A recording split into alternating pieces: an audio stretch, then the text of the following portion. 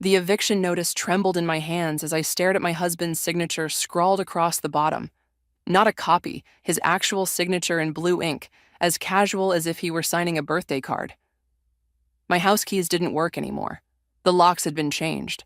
I'm Holly, and this was how I discovered my husband of 8 years had sold our home without telling me. Gordon? I called out, my voice echoing through our, no, not our anymore, front porch. The spare key under the potted plant was gone too. Through the window, I could see my suitcase sitting in the middle of the empty living room floor. My phone buzzed. A text from Gordon. Had to make an executive decision, honey. Market was too good to pass up. Your things are packed. The new owners move in next week. I read it 3 times, each time feeling the rage build higher in my chest. Executive decision? Like I was some employee he could steamroll? With shaking fingers, I called my sister Annabelle. Come get me, I managed to say when she answered. Gordon sold the house. He what? Annabelle's voice shot up an octave. Without telling you? There's an eviction notice. My suitcase is inside. I can't even get to it. I'm coming right now. Don't move. 20 minutes later, Annabelle's beat-up Subaru pulled into the driveway. Her partner Maya was with her, thank God. While Annabelle hugged me, Maya, who worked as a locksmith, assessed the new locks. Standard deadbolt, Maya said. Give me 5 minutes. Is this even legal? Annabelle asked, still holding me. Does it matter? He did it anyway. I wiped my eyes, refusing to cry. 8 years, Belle. 8 years, and he doesn't even have the decency to discuss it with me? Maya had the door open in 3 minutes flat. The house echoed emptily as we stepped inside. Most of the furniture was gone. My suitcase sat in the middle of the floor like a sacrifice with a note taped to it. Honey, I read aloud, I know you'll be upset, but this is for the best. The market's hot and we made a killing. I've moved most of our things to storage. Take what you need for now. We'll talk tonight. Love, G. For the best? Annabelle snatched the note from my hands. The audacity of this man. I opened the suitcase. He'd packed some of my clothes. All wrong, of course. No underwear, no toiletries, just random dresses and pants thrown together. You're staying with us, Maya said firmly. No discussion. My phone buzzed again. Gordon, don't be dramatic about this. It's just business. Just business, I repeated, showing them the text. Our home is just business. Call Camila, Annabelle suggested, referring to my best friend. She works in real estate. She'll know if this is even legal. I nodded, but before I could dial, another text came through. This one from Xavier, Gordon's childhood friend. Hey Holly, Gordon told me about the house. Great deal, right? You must be thrilled. That's when it hit me. Xavier knew before I did. Gordon had told his friend about selling our house, but hadn't bothered to tell his own wife. I need to get some things, I said, heading upstairs. The master bedroom was stripped bare except for a few boxes labeled Holly's stuff in Gordon's hasty scrawl. As I grabbed what I actually needed, I found our wedding photo still hanging on the wall. Gordon's smile looked different now. Not loving, but smug. Like he'd won something. Found this in the kitchen, Maya called up. She appeared in the doorway holding a stack of papers. Looks like closing documents. They're dated 3 weeks ago. 3 weeks. He'd been sitting on this for 3 weeks, watching me water the garden, paint the guest room, plan our future in a house he'd already sold. Holly, Annabelle said softly, what are you going to do? I took one last look at our wedding photo, then carefully took it off the wall. The frame came apart easily in my hands. Behind our smiling faces, I found what I was looking for, a USB drive Gordon thought I didn't know about. He'd hidden it there 2 years ago, thinking he was so clever. First, I said, pocketing the drive, I'm going to call Camila, then I'm calling Turner. Turner, the lawyer? Annabelle raised an eyebrow. Gordon wants to talk business? I grabbed my properly packed bag and headed for the door. Let's talk business. As we pulled away from the house, my phone buzzed one final time. Gordon again.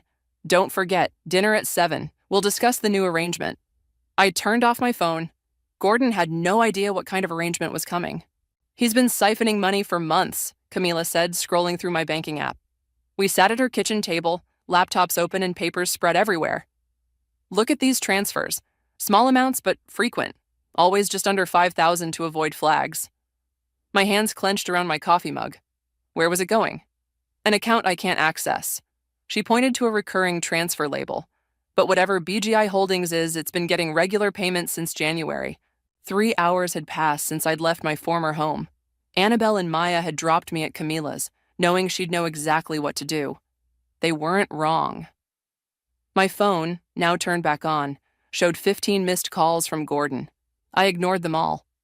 "Turner will be here in 20 minutes, Camila said, checking her watch. "He's bringing the property records." "I still can't believe Gordon knew Xavier knew before me," I said, pulling up the text messages.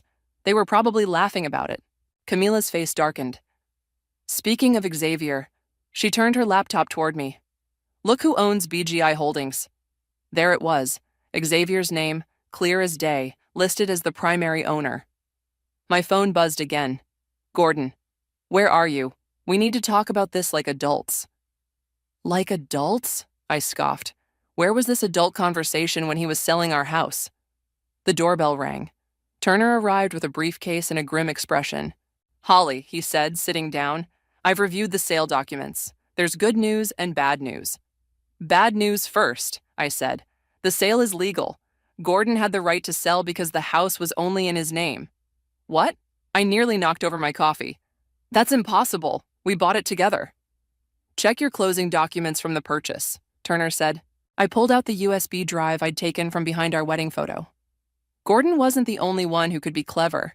I'd been making copies of important documents for years, just in case. As I scrolled through the files, my stomach dropped. The deed only listed Gordon as the owner. "But I paid half the down payment," I said. "I have proof. It's right here." I pulled up the transfer records. "That's the good news," Turner said, leaning forward. "You've maintained excellent records. Every contribution you've made is documented. That gives us leverage." "Leverage for what?" "A lawsuit," Camila cut in. "He sold your home without consent while taking your money under false pretenses." My phone buzzed yet again. This time it was Xavier. "Gordon's worried sick. Just come home and work this out." "Home?" I laughed bitterly. "What home?" Turner pulled out more papers. "There's something else you should see. The sale price of your house. It's well below market value, almost suspiciously so." Camila grabbed the papers. "He sold a $750,000 house for $600,000 in this market? That makes no sense unless there's something we're not seeing," Turner finished. I remembered the USB drive. Wait, I dug deeper into the files, finding a folder labeled Taxes 2022. Look at this, an LLC Gordon created last year, and look who else is on it. Xavier's name appeared again, along with 3 other names I didn't recognize. "Call up the property records for that buyer," Camila said suddenly. "The one who bought your house." Turner typed quickly on his laptop. "The buyer is Riverview Properties LLC, registered 6 months ago." "Check the owners," I said, already knowing what we'd find. Sure enough, Riverview Properties LLC was owned by the same people in Gordon's LLC. "They're flipping it," Camila said, her real estate experience kicking in. "Buy low through a shell company, renovate, sell high. The profit stays hidden in the LLC, away from me," I finished, "in case of divorce." My phone buzzed one last time. "Gordon, this silent treatment is childish. I'm trying to build a future for us." I stood up, a strange calm settling over me. "Turner, what exactly do you need to build a case? Bank records, proof of contribution, evidence of deliberate deception?" He gestured at the spread of documents before us. "Which you seem to have in spades." "And how long should I wait to respond to Gordon?" Camila and Turner exchanged looks. "Give me 48 hours," Turner said. "Don't tell him anything.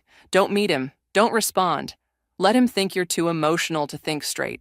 I nodded, picking up my phone. One last message appeared, from Maya.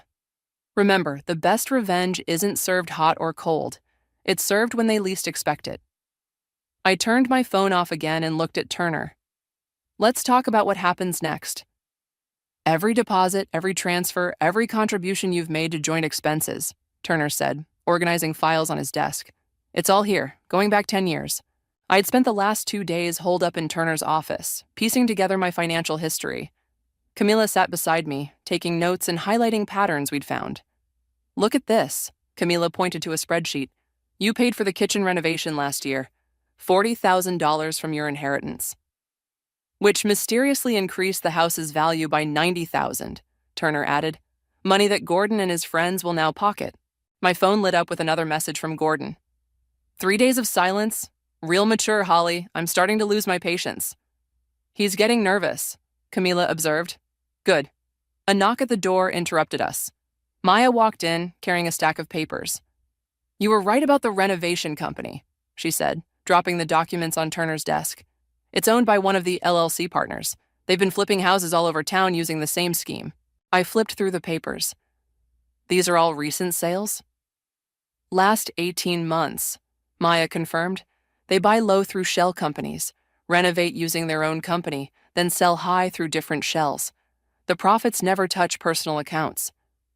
Turner leaned back, a slight smile playing on his lips. This is better than we hoped. It's not just your house, it's a pattern. My phone buzzed again, this time from Annabelle. Gordon just showed up at my place looking for you. I told him to get lost. Also, you need to see what Xavier's wife just posted on Facebook. I pulled up the post. There it was, Xavier's wife showing off their new vacation home in Aspen, the same week my house had been sold. That's interesting timing, Camila said, looking over my shoulder. Wonder where that down payment came from.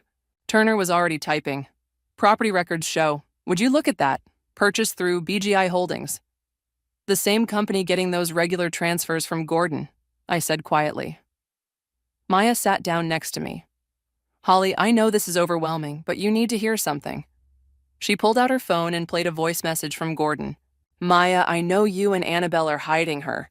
Gordon's voice filled the room. Just tell Holly she's being ridiculous. This is business. The house was in my name. I had every right. She needs to understand her place in this marriage. My hands stopped shaking. Something inside me hardened. My place? I repeated. Let me show him my place. Turner pulled out a fresh legal pad. Here's what we're going to do. First, we file an emergency injunction to freeze the sale proceeds. Then, we go after the LLC for fraud. Won't that tip our hand? Camila asked. No, Turner smiled, because Holly here has something they don't know about. I pulled out the USB drive. Gordon's private records, everything he thought was safely hidden behind our wedding photo. Including emails between him and Xavier discussing this scheme going back 2 years, Maya added. Another message from Gordon. I'm giving you until tomorrow to come home and discuss this reasonably. After that, things will have to change. Things will change all right, I muttered. Turner handed me a document. Sign here. This gives us permission to subpoena all the LLC records. As I signed, Camila's phone pinged. She read the message and let out a low whistle. What? I asked. Remember that real estate agent I called? She just sent over Gordon's showing appointments from last month. Guess who was looking at penthouses downtown? I didn't need to guess. Gordon had been planning his exit strategy for months. Maya put her hand on my shoulder. Holly, whatever you decide to do next, we're all behind you. Turner, I said, straightening in my chair. How long until everything's ready? Give me till Friday, then we can move. I nodded, picking up my phone. One new message waited, from Xavier's wife. Holly, we need to talk. There's something you should know about Gordon and Xavier's business trips to Aspen. Friday it is, I said, looking at Turner. Time to show Gordon exactly what my place is in this marriage. Camila grinned. Should we tell him you're coming? No, I replied, finally allowing myself a small smile. Let's make it a surprise. After all, he loves making executive decisions without consulting me. Let's see how he likes it when the tables are turned. Turner gathered the documents into his briefcase. Remember, not a word to anyone. Let them think you're still too emotional to function. The element of surprise is our biggest advantage. I looked at my phone one last time before turning it off. Gordon's last message glowed on the screen. I hope you're using this time to think about your behavior. Oh, I was thinking all right. Just not the way he imagined. You're late, Gordon snapped as I slid into my seat at his favorite restaurant. 5 days of silence had clearly worn on him. His usual perfectly pressed shirt was wrinkled, his hair unkempt. Traffic, I murmured, playing the part of the chastised wife. Across the restaurant, Camila sat at the bar, pretending to read a book while keeping watch. I ordered for you already, Gordon said, his tone softening slightly. Your usual salmon? Of course he had. Heaven forbid I make my own choices. Where have you been staying? He asked, trying to sound casual. I shrugged, examining my menu despite his already ordering. Around? This silent treatment is beneath you, Holly. I've been trying to reach you for days. The waiter arrived with our drinks. I noticed Gordon had ordered me white wine, though I'd switched to red months ago, another detail he'd never bothered to notice. "How's Xavier?" I asked innocently. "Enjoying his new place in Aspen?" Gordon's hand tightened around his whiskey glass. "What does that have to do with anything?" "Just making conversation. Isn't that what you wanted? To talk?" Before he could respond, my phone buzzed. A text from Turner. "Done. All accounts frozen." I took a sip of the wine I didn't want, watching Gordon over the rim of my glass. His phone buzzed in his pocket, then again, and again. "Excuse me," he said, pulling it out. I watched his face change as he read the messages. "I need to make a call." The moment he stepped away, Camila slid into his seat. "Xavier's blowing up his phone," she whispered. "Turner's injunction just hit. They can't access any of the LLC accounts." "How long until he realizes about the other accounts?" "Minutes, maybe seconds." Gordon returned, his face pale. "Holly, I need to handle something. We'll have to do this another time." "But you ordered my salmon," I said, widening my eyes. "And we haven't even talked about the house yet." His phone buzzed again. This time, he answered it at the table. "What do you mean, frozen?" he hissed into the phone. "How can they all be frozen?" I could hear Xavier's panicked voice on the other end. "Check the backup account," Gordon snapped. Then, "What do you mean it's empty? That's impossible." I pulled out my own phone, opening my banking app. "Oh, honey," I said softly. "Is something wrong with the accounts?" His head snapped up, eyes narrowing. "What did you do?" "Me? I'm just a wife who doesn't understand business, remember?" The waiter appeared with our food. "The salmon for the lady?" "She's not staying," Gordon growled. "Actually," I said, smoothing my napkin, "I think I am. You did order for me, after all." His phone buzzed yet again. This time it was a text from his bank. I knew exactly what it said. The same message I'd received an hour ago when I'd transferred every penny from our joint accounts. "Holly," he said, his voice dangerously low. "What have you done?" "Made an executive decision," I replied, cutting into my salmon. "The market was too good to pass up." "You can't do this." "Really? The accounts were in my name too, unlike the house." The color drained from his face. "How did you know about that? Or about BGI Holdings? Or about the shell companies?" I took another bite of salmon. "It's actually quite good. You always did know what I liked." "Well, except for the wine." His phone kept buzzing. Messages from Xavier, from their other partners, from their banks. "This is illegal," he sputtered. Camila appeared at our table again, this time with Turner.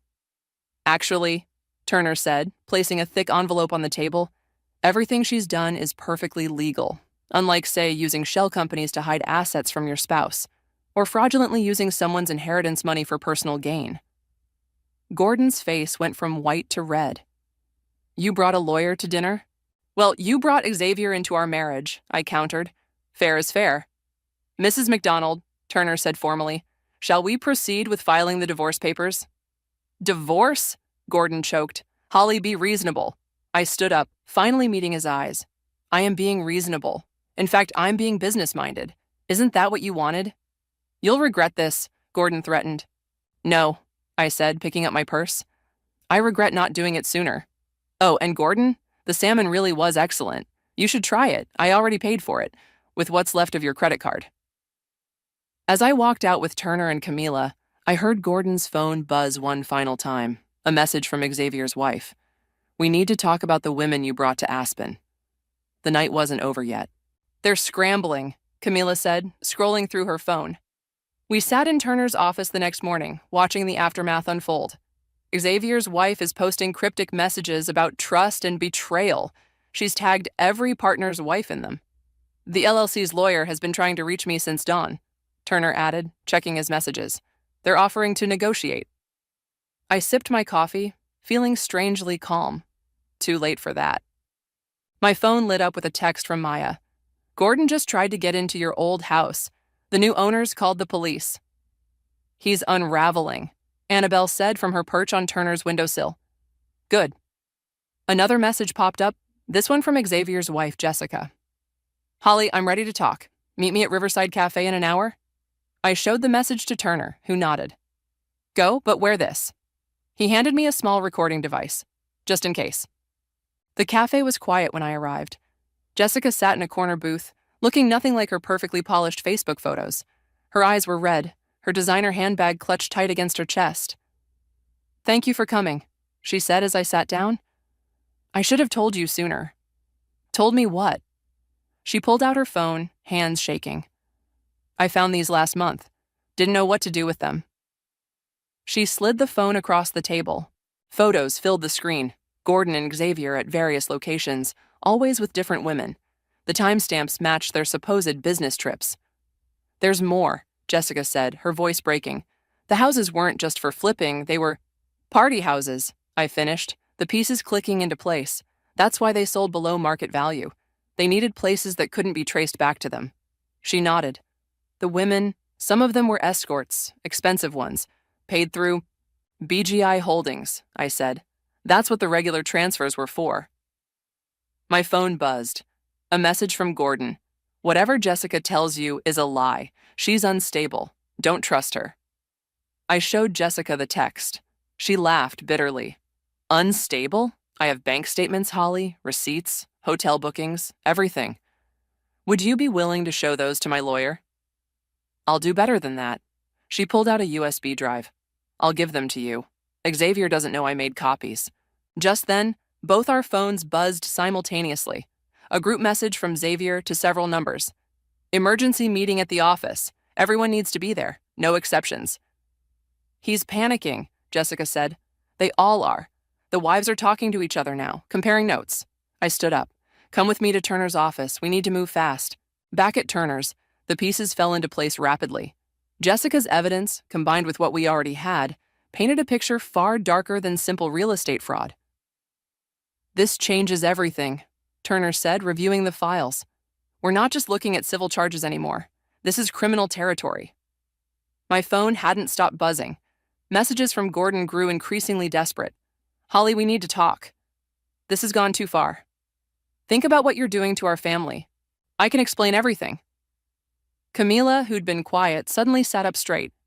"Look at this," she said, pointing to her laptop. "They're trying to transfer the house again, to another shell company." "They can't," Turner said. "The injunction." "They're trying anyway. Desperate men do desperate things." As if on cue, Annabelle burst into the office. "Gordon's at the house again. The owner's called. He's trying to break in." Turner was already dialing. "I'm calling the police. This ends now." I picked up my phone, finally responding to Gordon's messages. "Stop trying to enter the house. It's not yours anymore. Just like I'm not yours anymore." His reply came instantly.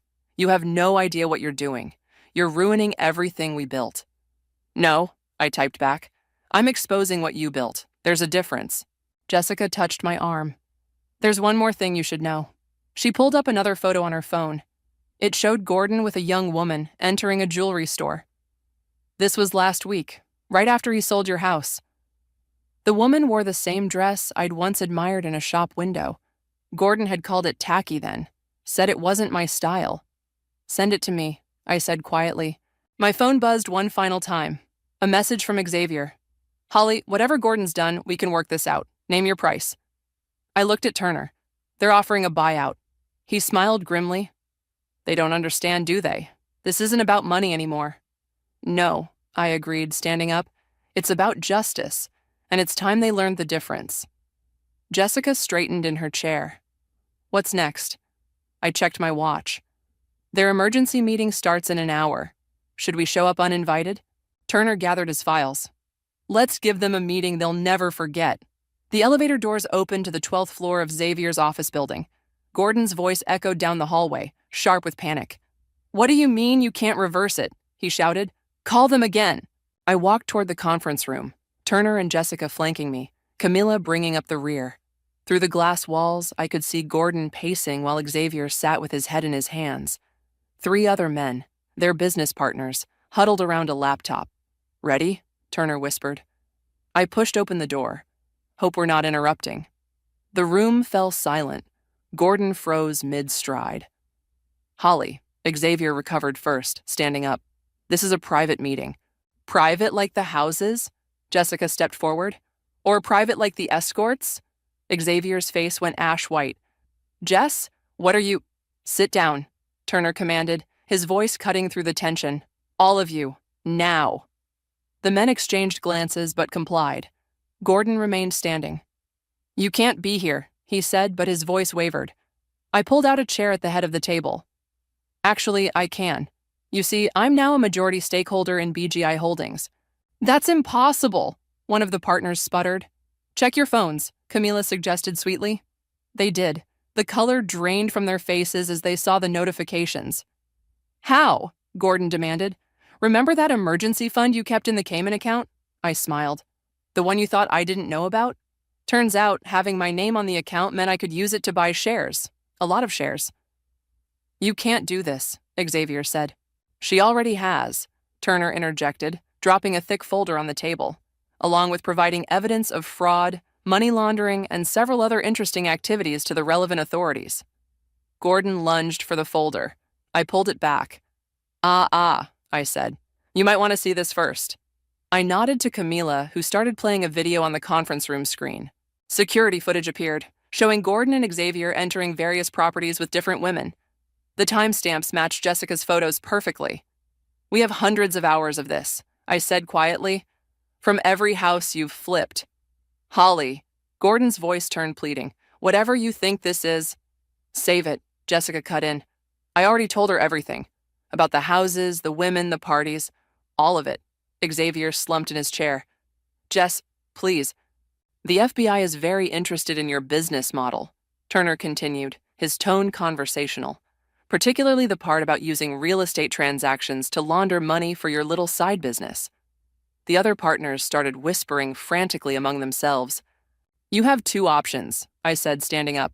Option 1, we turn everything over to the authorities. You all face charges. Your other properties get seized. Your wives find out exactly what kind of business meetings you've been having. Option 2, one of the partners asked weakly. You sign everything over. The properties, the companies, all of it. Walk away with enough to start over, but not enough to maintain your current lifestyles. That's blackmail, Gordon snarled. No, Turner corrected. It's negotiation. Your specialty, isn't it? My phone buzzed. A message from Annabelle. Police just arrested Gordon's friend trying to break into the house again. Want me to press charges? I showed the message to Gordon. Sending friends to do your dirty work now? You're bluffing, Xavier said suddenly. You wouldn't risk losing everything in a legal battle. I pulled out one final document. Remember that prenup you made me sign, Gordon? The one that said I get nothing if I'm unfaithful?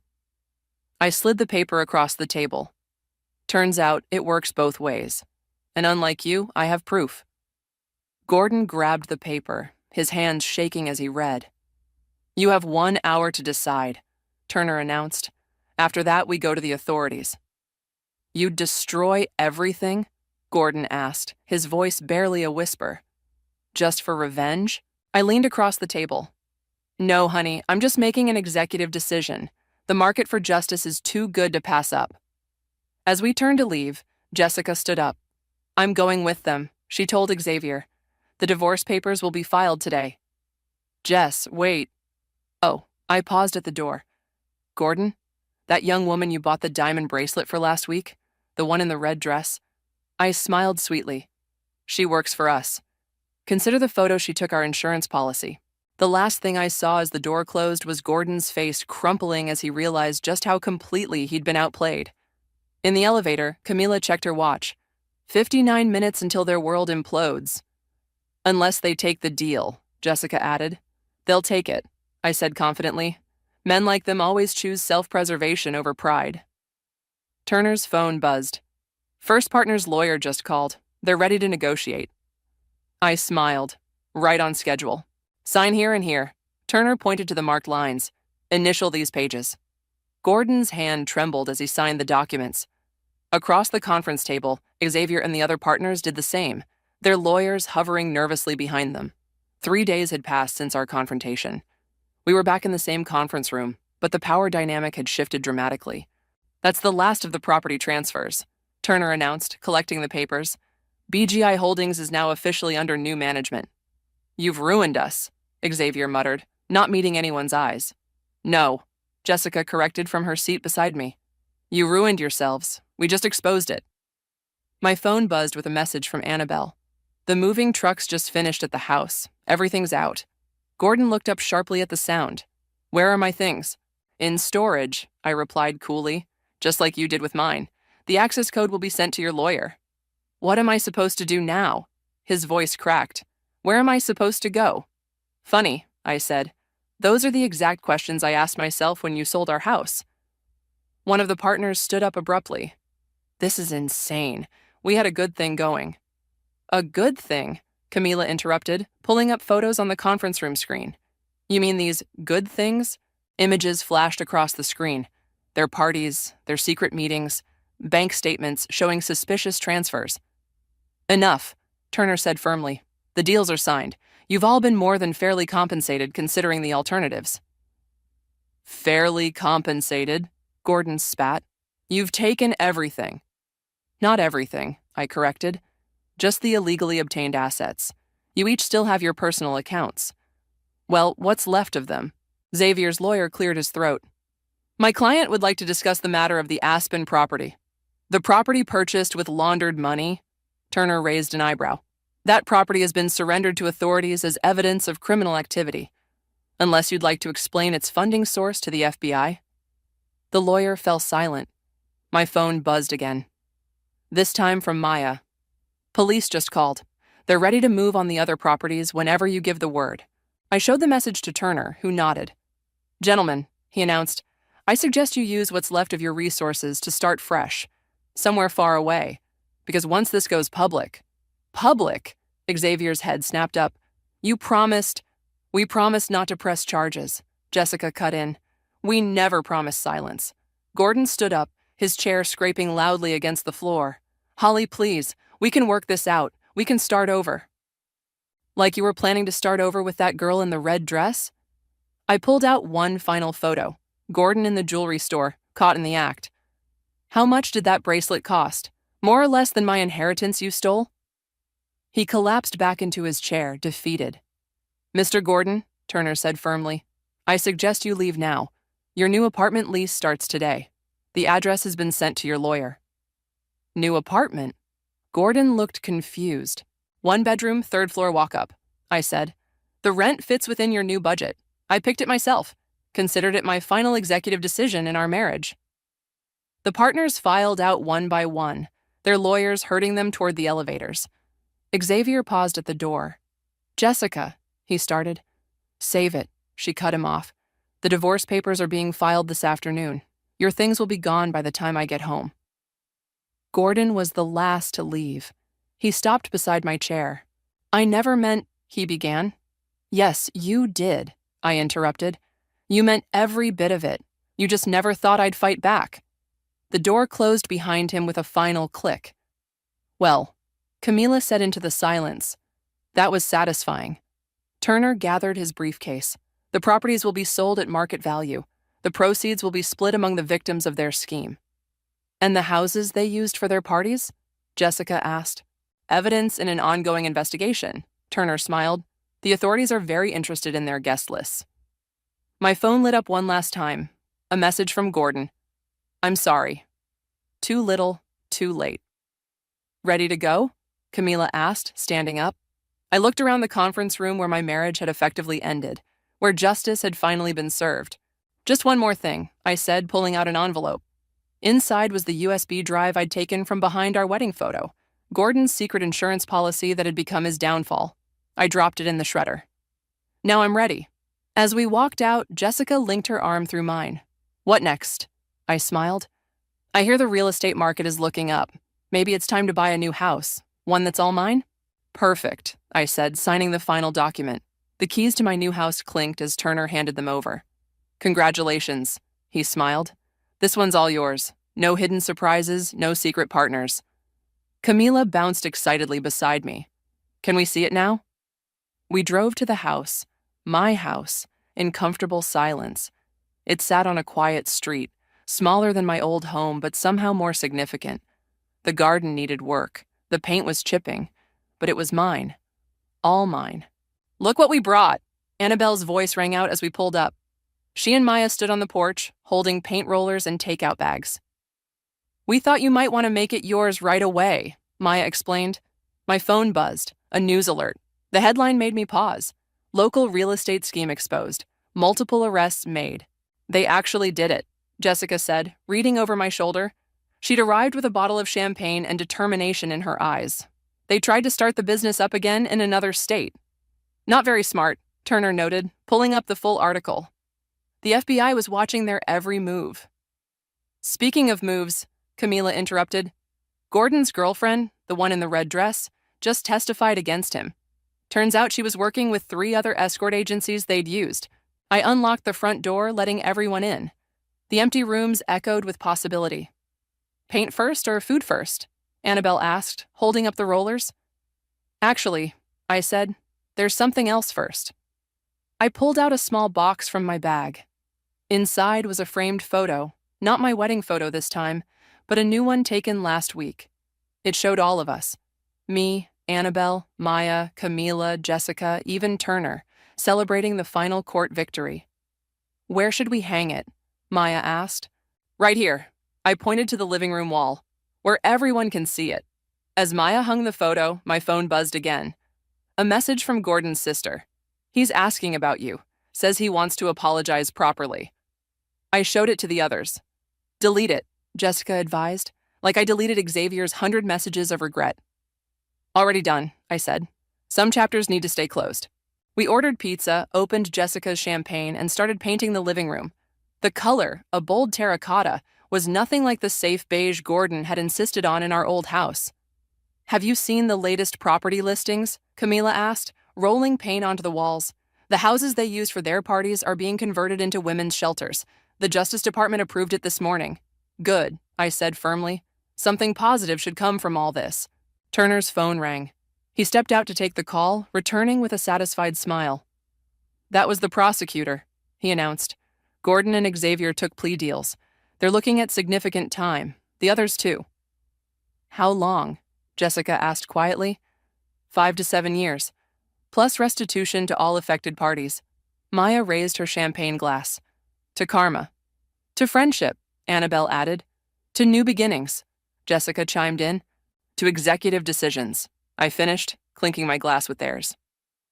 As the evening wore on, we painted and planned. Jessica talked about the support group she'd started for women in similar situations. Camila shared ideas for a real estate advocacy program. Maya and Annabelle discussed their upcoming wedding. "You know what's funny?" I said, stepping back to admire our work. "Gordon always said I was bad at making decisions, that I needed his guidance. And now look who's guiding who," Camila grinned. My phone buzzed one final time. An email from the Justice Department. Victim restitution program, first payment processed. "What will you do with it?" Turner asked. I looked around at my new home, at the family I'd chosen, at the life I'd rebuilt. "I'm thinking of starting a foundation," I said, "for women who need help getting out of bad situations. Legal aid, housing assistance, that sort of thing." "Count me in," Jessica said immediately. "Me too," Camila added. "Us 3, Maya said, hugging Annabelle. Turner pulled out his business card. "You'll need a good lawyer." I looked at the newly painted wall, at our group photo hanging proudly in the center. The terracotta color reminded me of sunrise, fitting for this new chapter. "You know what Gordon used to say about sunrise?" I picked up my paint roller again. "That it was just the same sun, different day." "And what do you say?" Annabelle asked. I dipped the roller in paint, adding another stroke to my fresh start. "I say it's a new sun, a new day, and this time, I'm the one making the executive decisions." The room filled with laughter and agreement, the sound echoing off newly painted walls that would never hide secrets or shelter lies. Just truth, justice, and the family I'd found along the way.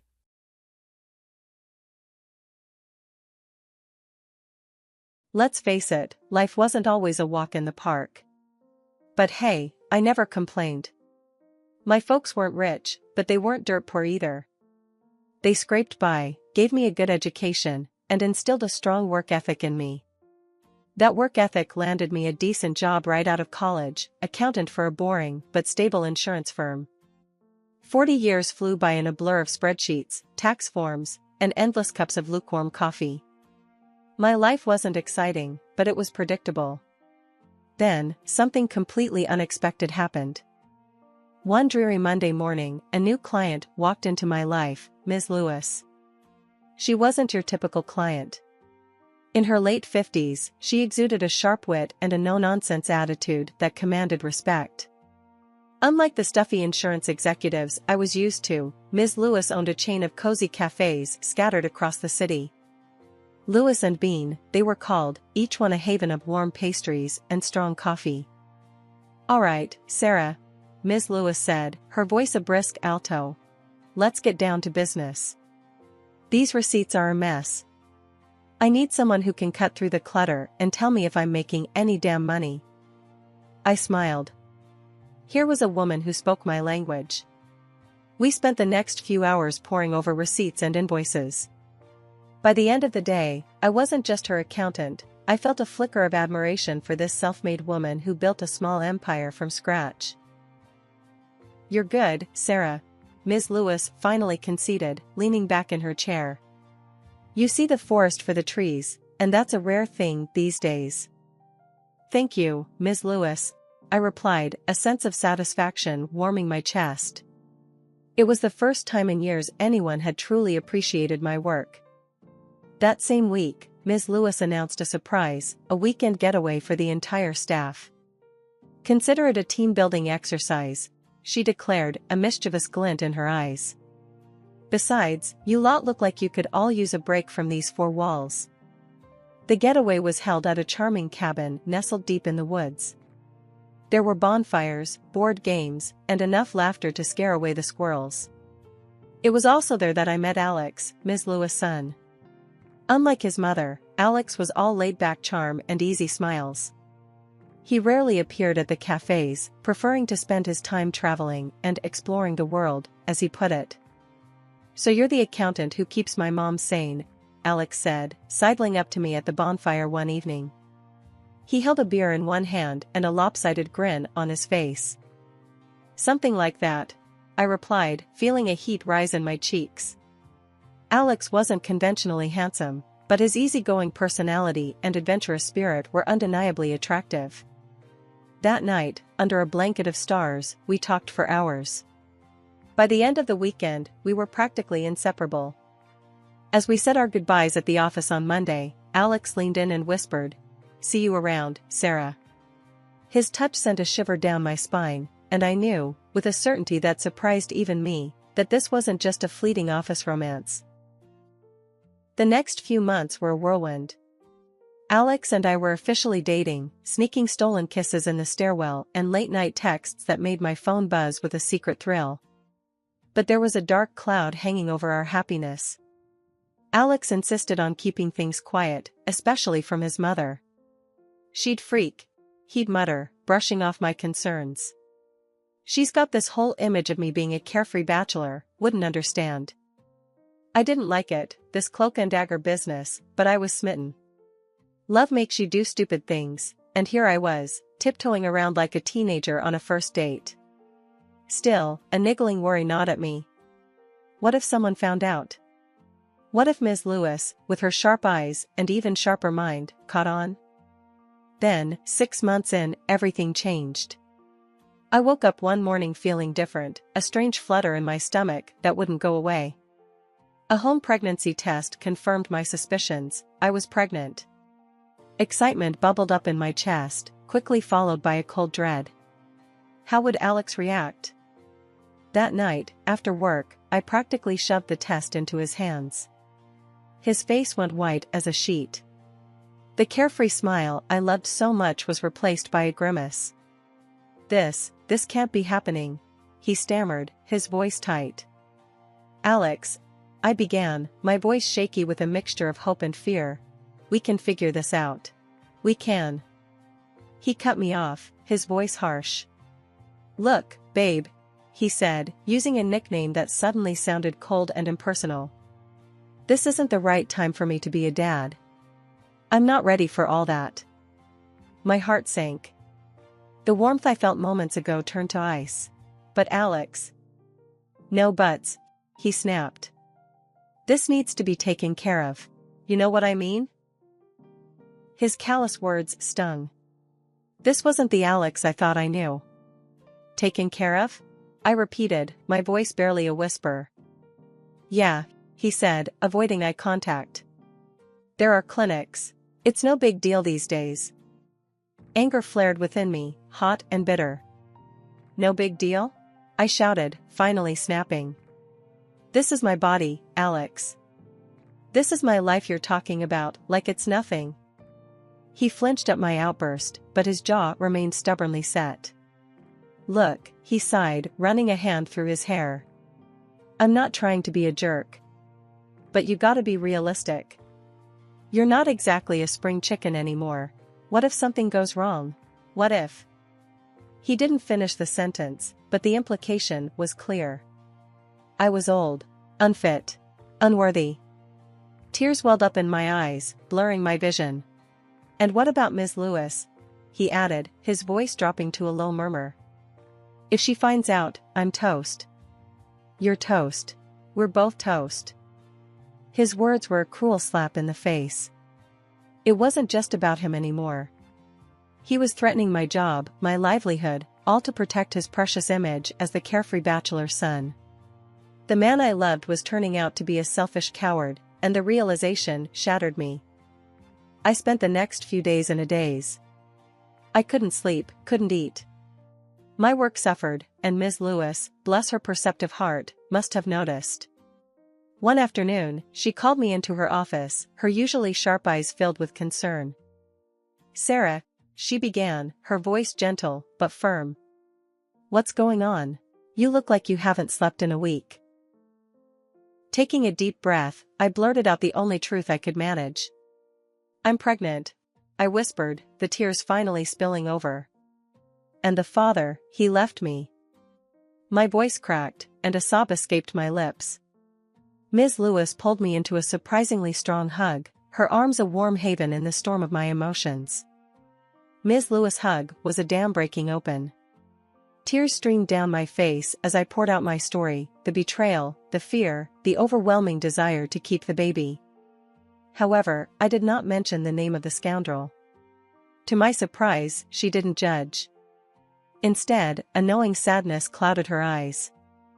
Men can be real jerks, Sarah, she said, her voice rough with emotion. My own husband walked out on me years ago, leaving me with a tiny Alex to raise on my own. It was tough, honey, tougher than you can imagine, but I did it. Her words were a balm to my wounded soul. Here was a strong, successful woman who had faced similar hardship and emerged victorious. It gave me a flicker of hope, a belief that maybe, just maybe, I could do this too. Look, Ms. Lewis continued, her voice firming up. This is your decision, Sarah. But if you choose to keep the baby, I'm with you all the way. We can figure out a way to make things work. Maybe some remote work, lighten your load a bit. Loyalty goes both ways, Sarah, and you've been a damn good accountant for me all these years. Relief washed over me, warm and welcome. The fear of losing my job, my livelihood, had been a constant weight on my chest. Now, Ms. Lewis was offering a lifeline, a chance to be a mother without sacrificing my career. The next few months were a blur of doctor's appointments, nesting instincts, and a growing sense of determination. Alex never called, never checked in. But with each passing day, the little life growing inside me filled that emptiness with something new, something precious, a love that was fierce and unconditional. Finally, the day arrived. A healthy baby boy, with chubby cheeks and a head full of dark hair, entered the world.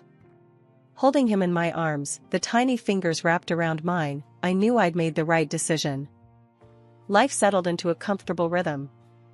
My days were filled with the gurgle of baby laughter, the clatter of tiny fists on the high-chair tray, and the quiet hum of work emails answered between diaper changes and nap times. Ms. Lewis, bless her heart, even offered to help out with childcare sometimes, spoiling my son rotten with trips to the zoo and afternoons filled with her famous chocolate chip cookies. Then, one day, Ms. Lewis dropped a bombshell on me. I'm thinking of shaking things up, Sarah, she announced, her eyes twinkling with a mischievous glint. Those cafes have been good to me, but I'm hungry for a new challenge. She explained her plan, to ditch the cafes altogether and open a bakery. Not just any bakery, mind you, but a franchise of this hotshot bun company everyone was raving about. "It's a gamble, Sarah," Ms. Lewis admitted, "but I have a good feeling about it." As the accountant, the financial side of things fell to me. I crunched numbers, analyzed reports, and presented Ms. Lewis with a detailed business plan. The more I dug into it, the more excited I became. Of course, not everyone was on board. The day Ms. Lewis announced her plans to the office, the door practically slammed itself shut behind a fuming Alex. "You're crazy, Ma," he yelled, his voice echoing in the stunned silence. "Those cafes are a goldmine. Why would you throw it all away for some stupid bakery fad?" His outburst was both shocking and unwelcome. Alex completely ignored me, didn't even spare me a glance as he stormed past my desk. It stung, a prick of fresh hurt, but I quickly pushed it down. Ms. Lewis, however, remained unfazed by her son's tantrum. "Don't listen to him, Sarah," she said, her voice firm. "He wouldn't know a good business opportunity if it bit him in the... Well, you get the picture." Despite Alex's disapproval, Ms. Lewis was determined. With my help and a hefty loan, she sold the cafes and took the plunge into the world of artisanal bread and fancy pastries. The first year of the bakery was a nail-biter. Customers trickled in, but not enough to fill the cavernous space Ms. Lewis had leased. The dream of fresh-baked success seemed to be slowly turning stale. One particularly tense afternoon, I was presenting some financial reports to Ms. Lewis when Alex barged in, uninvited as usual. He glanced at me with a sneer, then turned to his mother. "See, Ma," he scoffed. "Told you this was a stupid idea. You're gonna lose your shirt thanks to your lousy advisors." He flicked his gaze back to me, his voice dripping with disdain. "And you," he sneered, pointing a finger at me. "You should be fired for dragging her into this mess." Before I could retort, Ms. Lewis slammed her fist on the table, the force of it making the coffee cups jump. "Alex," she roared, her voice surprisingly strong. "You will show respect in my office. Sarah is a valued employee, and you will treat her as such." Alex, taken aback by his mother's sudden outburst, mumbled something about "just looking out for you," then slunk out of the office, leaving a trail of awkward silence in his wake. Ms. Lewis sighed, pinching the bridge of her nose. "Don't mind him, Sarah. He can be a real jackass sometimes." I managed a weak smile. Alex's presence was always unpleasant, but witnessing his blatant disrespect towards his mother was a new low. 3 years later, that hard work paid off. Customers became regulars, raving about the sourdough bread and the decadent chocolate croissants. The bakery, once a struggling startup, was now a local institution, a bustling hub of deliciousness. Ms. Lewis and I celebrated the bakery's first $1 million year with celebratory cupcakes and an extra-large pot of coffee. The joy of success was bittersweet, however. Just a few days later, Alex strutted into the office, not alone this time. On his arm hung a young woman, all blonde hair and tight dresses, his new wife, as it turned out. They were there to discuss household matters with Ms. Lewis, their voices laced with a sense of entitlement. As they walked past my office on their way out, I couldn't help but overhear a snippet of their conversation. "She's being a stubborn old bat," Alex grumbled. "Refuses to give us any money. Maybe we should just..." His voice trailed off. The rest I could only piece together. It seemed they were hatching a plan that involved taking money from Ms. Lewis without her consent.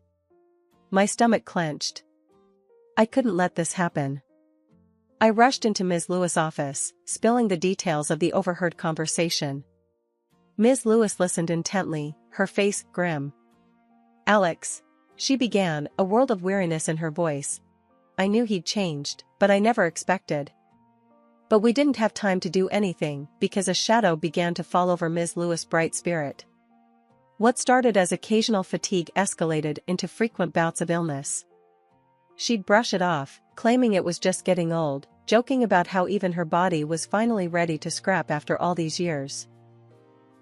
I, of course, wouldn't have it. Don't be ridiculous, I'd retort. You've got more energy than most 20-year-olds I know. You just need to see a doctor.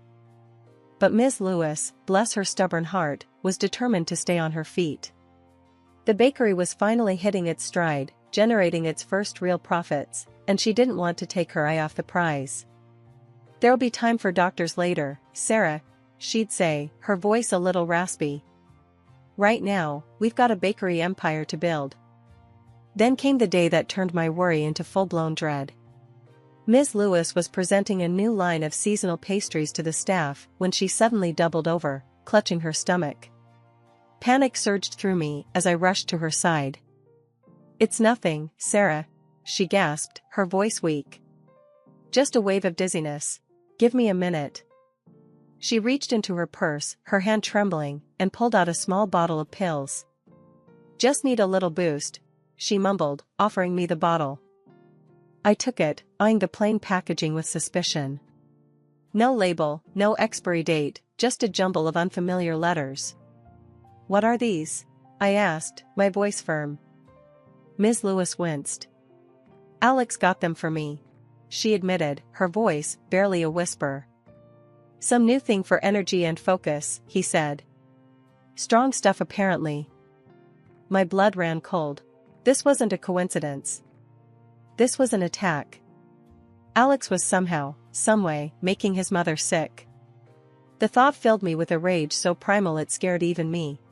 We need to get these tested, I declared, my voice hard. We need to know exactly what's in them. Ms. Lewis, shaken but resolute, nodded in agreement. Meet me at the office tomorrow, she rasped, her voice regaining some of its old strength. We'll figure this out, Sarah. We always do. Her words fueled my resolve. I wouldn't let her down. Leaving work early, I tucked the pill bottle into my purse and headed straight to the lab. There, I met with Emily, a brilliant chemist and one of my closest friends. Whisking her into a secluded corner, I filled her in on the entire situation. Emily listened intently, her brow furrowed in concern, and promised to expedite the analysis, and I left the lab with a churning stomach, the weight of the knowledge heavy on my shoulders. The next morning, even before I reached the office, my phone buzzed with an email notification. It was from Emily, the subject line, Stark. Analysis results urgent. My heart pounded as I clicked it open, dread twisting in my gut. The email confirmed the worst. The pills contained a potent cocktail of substances, designed to mimic energy-boosting supplements, but with a sinister twist. Long-term use could lead to serious health problems, potentially even death. My stomach churned as I raced towards Ms. Lewis' office, the email with the test results burning a hole in my pocket. I needed to get to her, to lay out the horrifying truth about Alex and those pills. Just as I reached for the doorknob, my phone shrieked to life, the caller ID flashing my nanny's name. Sarah, her voice crackled through the receiver, laced with panic. Something's come up. A family emergency, I gotta leave right away. Can you? The rest of her sentence was lost in the static, but the message was clear. I was on my own, juggling a brewing corporate scandal and a 3-year-old with nowhere to go. Frustration bubbled up, threatening to boil over. This was exactly the wrong time for a childcare crisis. Thinking fast, I called my son's daycare, only to be met with their voicemail message. Desperate, I dialed Ms. Lewis' number, hoping for a miracle. Sarah? What's wrong? Ms. Lewis' voice came through, laced with concern. I explained the situation, the jumble of childcare woes, and a burning need to discuss something urgent. A beat of silence followed, then a sigh. Bring him in, Sarah, Ms. Lewis said, her voice firm. We'll figure something out. Relief washed over me. With a grateful thank you, I bundled my son into the car, his bright chatter a stark contrast to the turmoil brewing within me. As soon as I entered the office and sat my son down on a chair, the door flew open, revealing Alex in all his smug glory. On his arm hung his glamorous wife, her perfectly coiffed hair and designer dress a stark contrast to the chaos of my day. Their arrival was like a punch to the gut, But before I could react, Alex spotted my son, who was happily exploring a corner of the office. His face contorted in a sneer. "What the hell is this?" he bellowed, his voice dripping with venom. "Don't even try to pull this blackmail crap, Sarah. That kid means nothing to me." His words hung heavy in the air, a cruel and public declaration. Ms. Lewis, who had just entered the room, froze in the doorway, her eyes widening in shock. "Alex," she gasped, her voice tight. "What are you talking about?" Confusion warred with a dawning confidence in my head. Taking a deep breath, I met Ms. Lewis' bewildered gaze. "He's your grandson, Ms. Lewis," I said, my voice surprisingly steady. "Alex and we dated for a while. 6 months, to be exact. And then he left, when he found out I was pregnant." The revelation hung in the air, thick with tension. Alex's wife, the picture of perfect composure moments ago, let out a surprised gasp. "This is ridiculous," Alex blustered, his face reddening. "She's lying. This is all a..." But his tirade was cut short by his wife. Her voice, usually soft and breathy, now held a steely edge. "Alex," she said, her words clipped, "we need to deal with this. Now. Otherwise, the little surprise might have a claim on your inheritance." A strained silence filled the room after the bombshell dropped by Alex's wife. Then, to my surprise, Ms. Lewis let out a shaky laugh, a sound more like a cough racking her frail body. But she pushed through, her voice surprisingly strong as she addressed the stunned couple. "Hold your horses, you two," she rasped, her eyes flashing with defiance. "Inheritance? It's a little early for that, wouldn't you say? Besides, I'm not going anywhere anytime soon, not even if that's what you two vultures are hoping for." Her words hung heavy in the air, accusation dripping from each syllable. Then, with a dramatic flourish, she pulled out the email I had forwarded her earlier. "And thanks to Sarah here," Ms. Lewis continued, her voice gaining strength, "I know exactly what that little gift of yours is all about." She pointed a finger at the pill bottle. "Poison, that's what it is. You tried to poison me, Alex." The color drained from Alex's face, replaced by a sickly pallor. His wife, once the picture of composure, began to fidget nervously, her carefully painted nails digging into the flesh of her arm. The jig was up, their little scheme laid bare. "You're out," Ms. Lewis declared, her voice ringing with finality. "I'm changing my will. You get nothing. Not a dime, not a single brick from this bakery." Anger flashed across Alex's face, quickly morphing into a desperate plea. "But Ma," he whined, "give me another chance. I was just..." Just then, the office door swung open, revealing 2 uniformed police officers. Ms. Lewis had called them the moment her suspicions were confirmed. Alex and his wife, their facade of arrogance crumbling, started pointing fingers at each other. Alex blamed his wife, spewing accusations about it being her idea. She, in turn, shrieked about his manipulative ways and how he'd forced her into the scheme. We spent the next hour recounting the events for the police, the story spilling out in a jumble of emotions. Finally, with a promise to keep me updated on the investigation, the officers left. Exhausted but strangely exhilarated, I gathered my things, ready to head home. As I bundled my son into his car seat, Ms. Lewis placed a hand on my shoulder, her voice softer now. "Thank you, Sarah," she whispered, her eyes glistening. "For everything. You saved my life." My throat tightened. "We did it together, Ms. Lewis," I managed, my voice thick with emotion. The legal battles that followed were long and messy, but ultimately, justice prevailed. Alex and his wife were found guilty, receiving sentences that reflected the severity of their crime. Ms. Lewis, with a renewed zest for life, took her grandson under her wing, showering him with love and spoiling him rotten. As for me, she made a shocking, yet somehow fitting, decision. She was leaving the bakery to me, her loyal and courageous accountant. It was a legacy of trust and gratitude, a reward for standing by her side when she needed me most.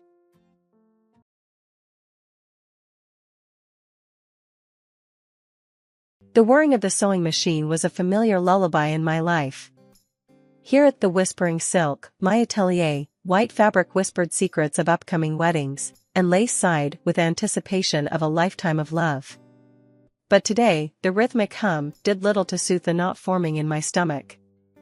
John, my ever-supportive husband, poked his head through the doorway, a mischievous glint in his eyes.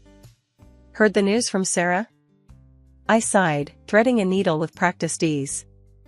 "About Beatrice's 4th rodeo down the aisle?" "Yeah, Sarah spilled the beans this morning." Beatrice, John's older sister, was a walking contradiction. Dressed head to toe in designer labels, she exuded an air of entitlement that could curdle milk. Her marriages, however, were a different story: 3 quick trips down the aisle and even faster exits, leaving a trail of bewildered ex-husbands in their wake. John chuckled. "Brace yourself, Ames. Knowing B, that woman wouldn't know the meaning of reasonable if it bit her designer purse." I snorted. "You're telling me. Remember the meltdown she had over the shade of taupe for her bridesmaid dresses? It was like the apocalypse was upon us." The memory still made me roll my eyes. Beatrice had a knack for turning even the most mundane detail into a 5-alarm fire.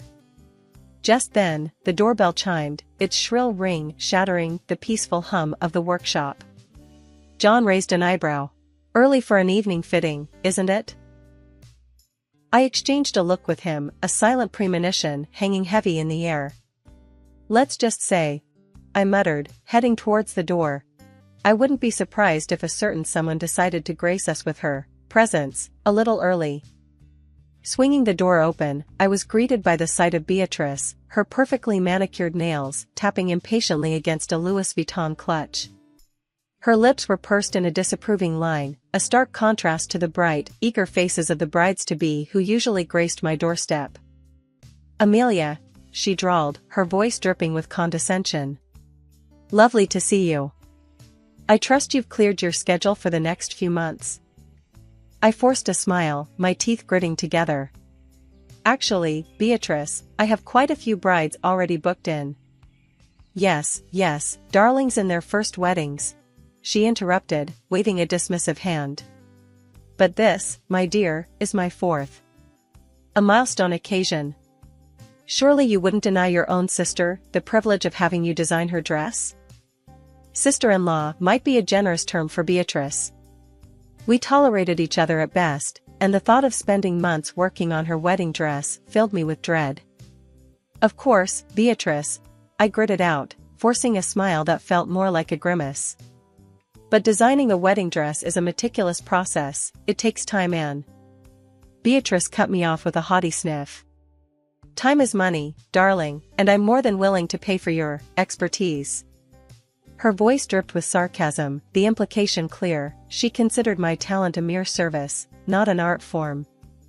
"Actually, Beatrice," I began, a steely resolve forming in my chest. "My usual fee for a wedding dress of this caliber is $5,000. "Absolutely outrageous," she sputtered, clutching her pearls in mock horror. "For a simple dress for a 4th wedding? Come on, Amelia, be reasonable." "Beatrice," I said, my voice firm, "the intricacy of the design, the quality of the fabric, these all factor into the price." She scoffed. "Intricacy? Honey, I'm thinking simple elegance. Maybe a touch of lace, some pearls, a white fabric, nothing too over the top, you know, considering it's not exactly my first rodeo." My jaw clenched. White for a 4th wedding isn't exactly simple elegance, Beatrice. Perhaps a more understated color would be more appropriate? A dangerous glint flickered in her eyes. "Don't even think about suggesting that dusty rose monstrosity you foisted on Sarah. White is the color of purity, Amelia, and purity is exactly what I'm aiming for." Purity? The woman had 3 ex-husbands and a trail of broken hearts a mile long. Purity was the last word I'd associate with Beatrice. "Look, Beatrice," I sighed, trying a different approach. "How about we take a look at some sketches, discuss some fabrics, and then we can talk about the price?" The next hour was a masterclass in frustration.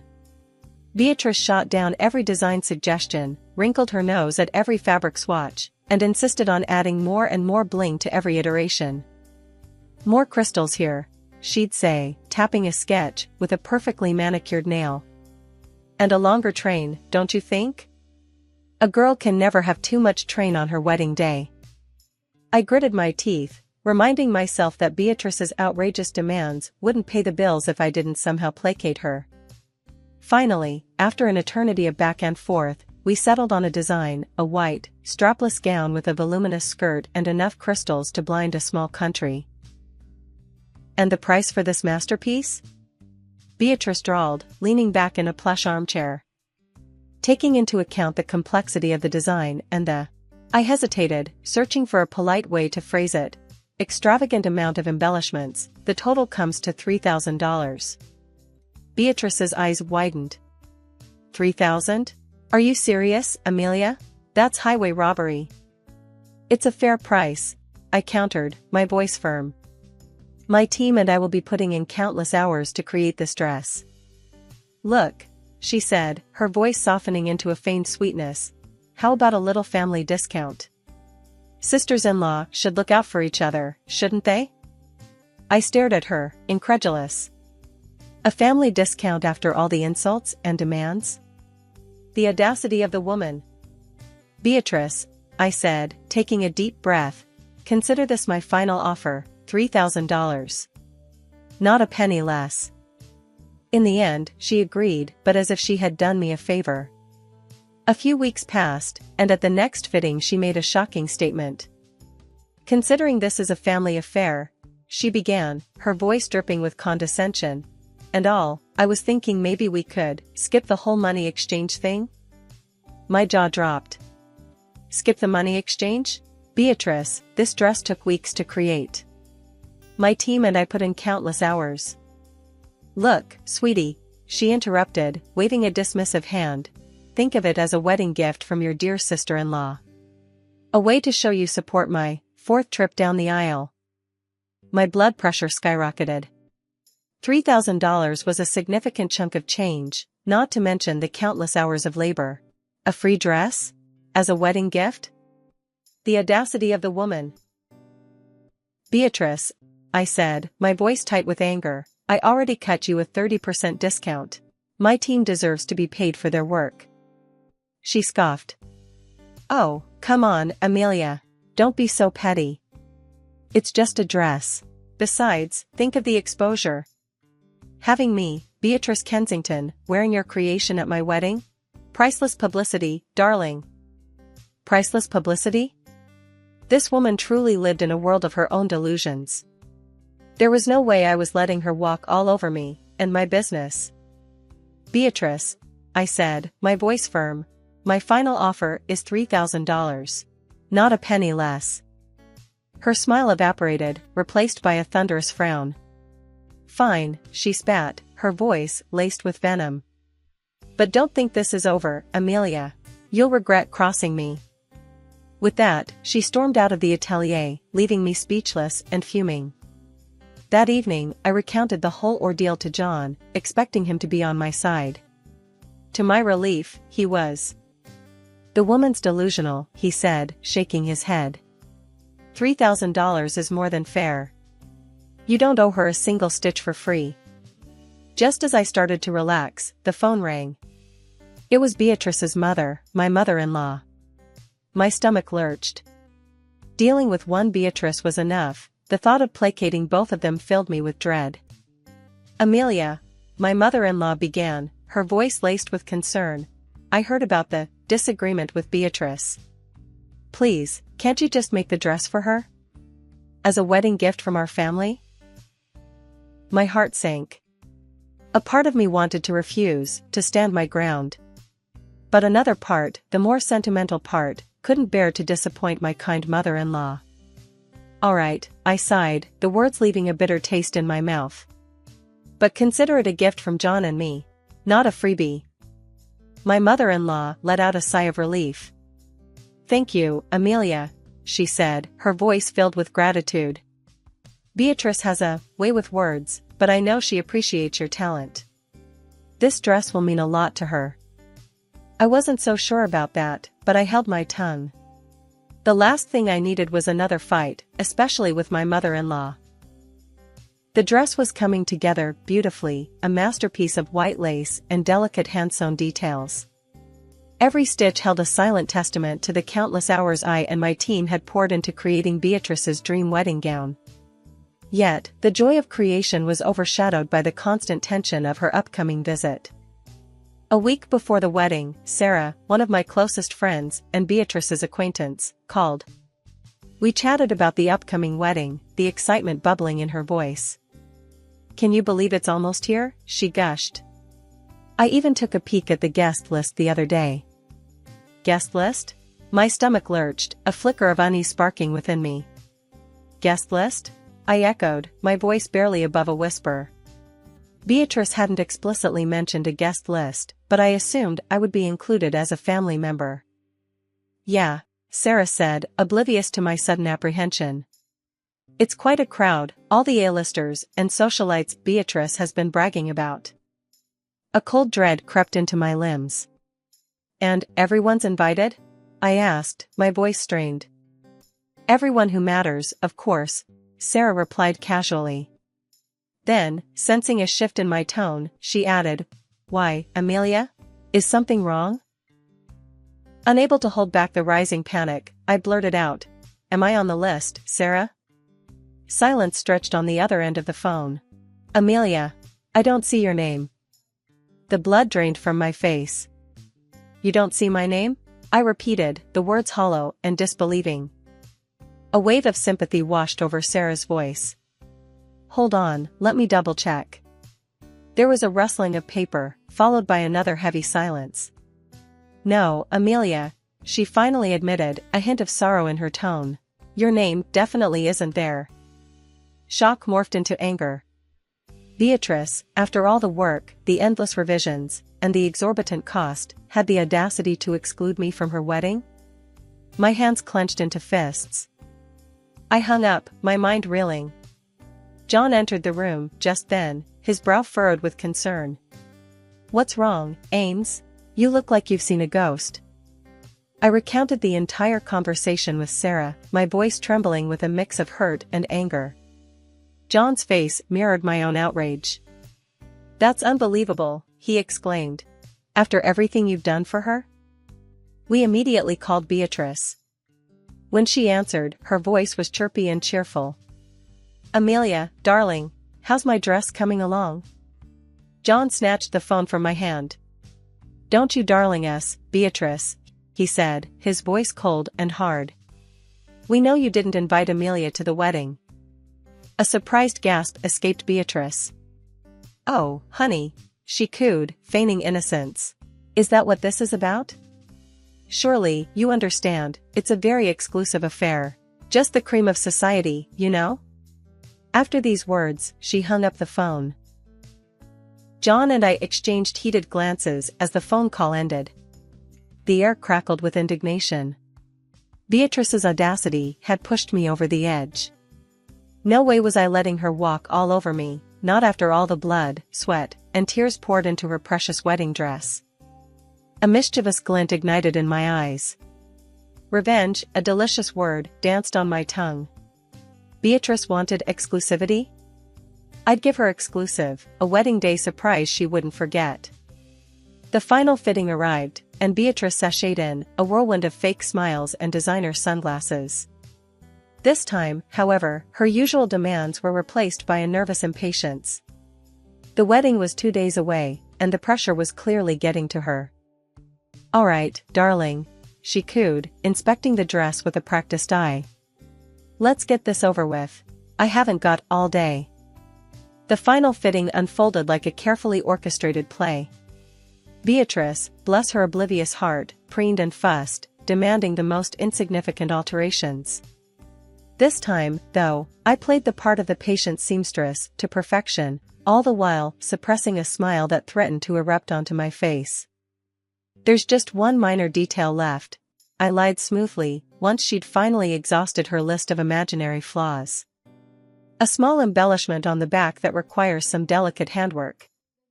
I'll finish it in 2 days. Beatrice, ever impatient, bristled at the delay. 2 days? Seriously, Amelia? Can't you just do it now? It's a very intricate piece, darling, I countered, my voice dripping with fake sympathy. Trust me, it's best left untouched until the last minute. Besides, wouldn't you want your dress to look absolutely flawless when you walk down the aisle? Her vanity outweighed her suspicion. All right, she grumbled, finally relenting. Just make sure you get there early on the wedding day. I wouldn't want any last-minute hiccups. With a triumphant wave of her manicured hand, she sashayed out the door, leaving me alone with a mischievous grin plastered on my face. The air crackled with the thrill of rebellion. No way was I handing her the real dress after her little guest list stunt. The moment the door closed, I sprang into action. In the back room, a box, my secret weapon, awaited. I'd procured it earlier, its sturdy cardboard a blank canvas for my revenge masterpiece. But first, I needed a little something extra. Rummaging through my fabric scraps, I found a leftover piece, the cheapest, most uninspired polyester I could find, in a shade vaguely similar to Beatrice's ivory lace. With swift precision, I folded the fabric, creating a loose, flowing silhouette that mimicked the shape of the dress. It wouldn't be an exact replica, but that was part of the fun. This dress would be a caricature of Beatrice's inflated ego, a symbol of her shallowness and lack of respect. The wedding day arrived, a crisp spring morning, buzzing with nervous anticipation. John and I parked discreetly across the street from Beatrice's house, a hive of frantic activity. Through the window, I could see her flitting around like a hyperactive hummingbird, barking orders at a team of flustered bridesmaids and stylists. Taking a deep breath, I hoisted the now christened surprise box onto my shoulder. It felt surprisingly light, a stark contrast to the emotional weight it carried. John squeezed my hand, a silent reassurance in his warm touch. We marched up the front steps and were greeted by a flustered maid of honor. Amelia? John? What are you two doing here so early? Beatrice requested I bring the dress at the venue, I explained, keeping my voice even. The maid of honor scurried off to relay the message, leaving me and John alone in the foyer. The air crackled with nervous energy, punctuated by the distant shouts of Beatrice barking orders. A moment later, Beatrice herself appeared, a whirlwind of tulle and barely concealed panic. Amelia, there you are. Thank goodness. Where's the dress? Right here, I said, hefting the box towards her. Beatrice, oblivious to the impending chaos, barked another order at a passing bridesmaid, and then she turned to us. John, you can stay. And you, Amelia, get out of the house, the dressmaker doesn't belong here. We did not argue or make scandals, just exited the house, the weight of the cardboard box replaced by a lightness in my chest. We returned to our car, the sounds of the bustling household fading behind us. John started the engine, a playful glint in his eyes. So, what now? He asked. Now, I said, a mischievous glint mirroring his. We wait for the fireworks. Little did we know, the fireworks had already begun. As we drove away, news of Beatrice's outrageous treatment of me spread through the house like wildfire. Her brother, already fuming over her exclusion of me from the guest list, was livid. His wife, Sarah, a close friend of mine, added fuel to the fire, recounting the details of Beatrice's arrogance. The result? A full-blown family brawl. John's brother and his wife stormed out, refusing to attend the wedding in protest. The news, of course, reached Beatrice amidst the chaos of getting ready. But in her self-absorbed world, the only thing that mattered was the dress. The doorbell's shrill ring sliced through the quiet comfort of our home, shattering the peaceful aftermath. John and I exchanged a surprised glance, a silent question hanging in the air. An hour had barely passed since we returned from Beatrice's chaotic house. What fresh drama could this be? With a deep breath, I opened the door, bracing myself for the unknown. My heart plummeted the moment I saw them, a fuming Beatrice, her usually perfectly coiffed hair askew, her mother, a picture of weary resignation, and a bewildered-looking fiancé flanking them. Beatrice, eyes blazing with fury, thrust the surprise box at me, the cardboard now crumpled and ripped. Inside, the cheap fabric lay exposed, a pathetic substitute for the dress she'd expected. "What the heck is this?" she shrieked, her voice laced with barely contained rage. "That, my dear Beatrice," I replied, my voice calm but firm, "is exactly what you deserve." Her mother, clearly mortified by the scene unfolding, stepped forward. "Beatrice, calm down. What's going on here?" Beatrice ignored her mother, her attention solely on me. "You ruined everything. You sabotaged my wedding." "Hold on a second," I interjected, raising a hand. "Let's get something straight. You excluded me from your guest list, treated me like a glorified servant, and expected me to hand over a $3,000 dress for free. This little surprise," I tapped the crumpled box, "is just a taste of your own medicine." Her face turned scarlet, a strangled gasp escaping her lips. She lunged towards me, fists clenched, but her mother grabbed her arm, holding her back. "Don't even think about it, Beatrice," her mother hissed, her voice laced with disappointment. Beatrice, however, couldn't contain her fury. She whirled on her mother, yelling accusations. "You're all in on this. Ruining my wedding day." The fiancé, witnessing this display of temper, looked as if he'd swallowed a lemon. "Is this what I can expect after we get married?" he said, his voice tight. Beatrice's tirade abruptly stopped. She stared at him, a flicker of dawning realization crossing her features. The fiancé, clearly disgusted by the entire scene, sighed heavily. "This wedding is off," he declared, his voice flat. Beatrice's face contorted in a mixture of shock and disbelief. "No, you can't cancel. We can work this out." He shook his head, his gaze unwavering. "I deserve better than this drama. Goodbye, Beatrice." With that, he turned on his heel and walked away, leaving Beatrice speechless, her dream wedding crumbling around her. A stunned silence descended upon the porch. Beatrice's mother, shaking her head in disappointment, offered a weak apology before following the fiancé's path. Beatrice stood there, alone and defeated, the weight of her actions finally settling upon her. Without another word, she turned and trudged down the street, the wedding dress, or rather, the sad excuse for it, still clutched in her hand. John and I watched the scene unfold, a sense of satisfaction washing over me. Beatrice had gotten a harsh lesson in humility, and hopefully, it would be one she wouldn't soon forget. In my voice. Sometimes, a little cardboard box is all it takes to set things straight. As the last rays of the setting sun painted the sky in fiery hues, my phone buzzed. It was Sarah, her voice laced with a mixture of amusement and disbelief. "Amelia, you won't believe the latest," she exclaimed. Beatrice went full meltdown on the wedding organizers. John and I exchanged a surprised glance. The drama, it seemed, wasn't over yet. "Meltdown?" I echoed, bracing myself for another story of Beatrice's self-absorption. "Apparently," Sarah continued, "she refused to pay them a dime since the wedding didn't happen. Caused a huge scene, yelling and screaming. The poor organizers had to call the cops." My jaw dropped. Beatrice, in her blind rage, had managed to turn a personal disaster into a public spectacle. The image of her arguing with the police was almost comical, if not a little sad. "Did they arrest her?" I asked, a morbid curiosity flickering within me.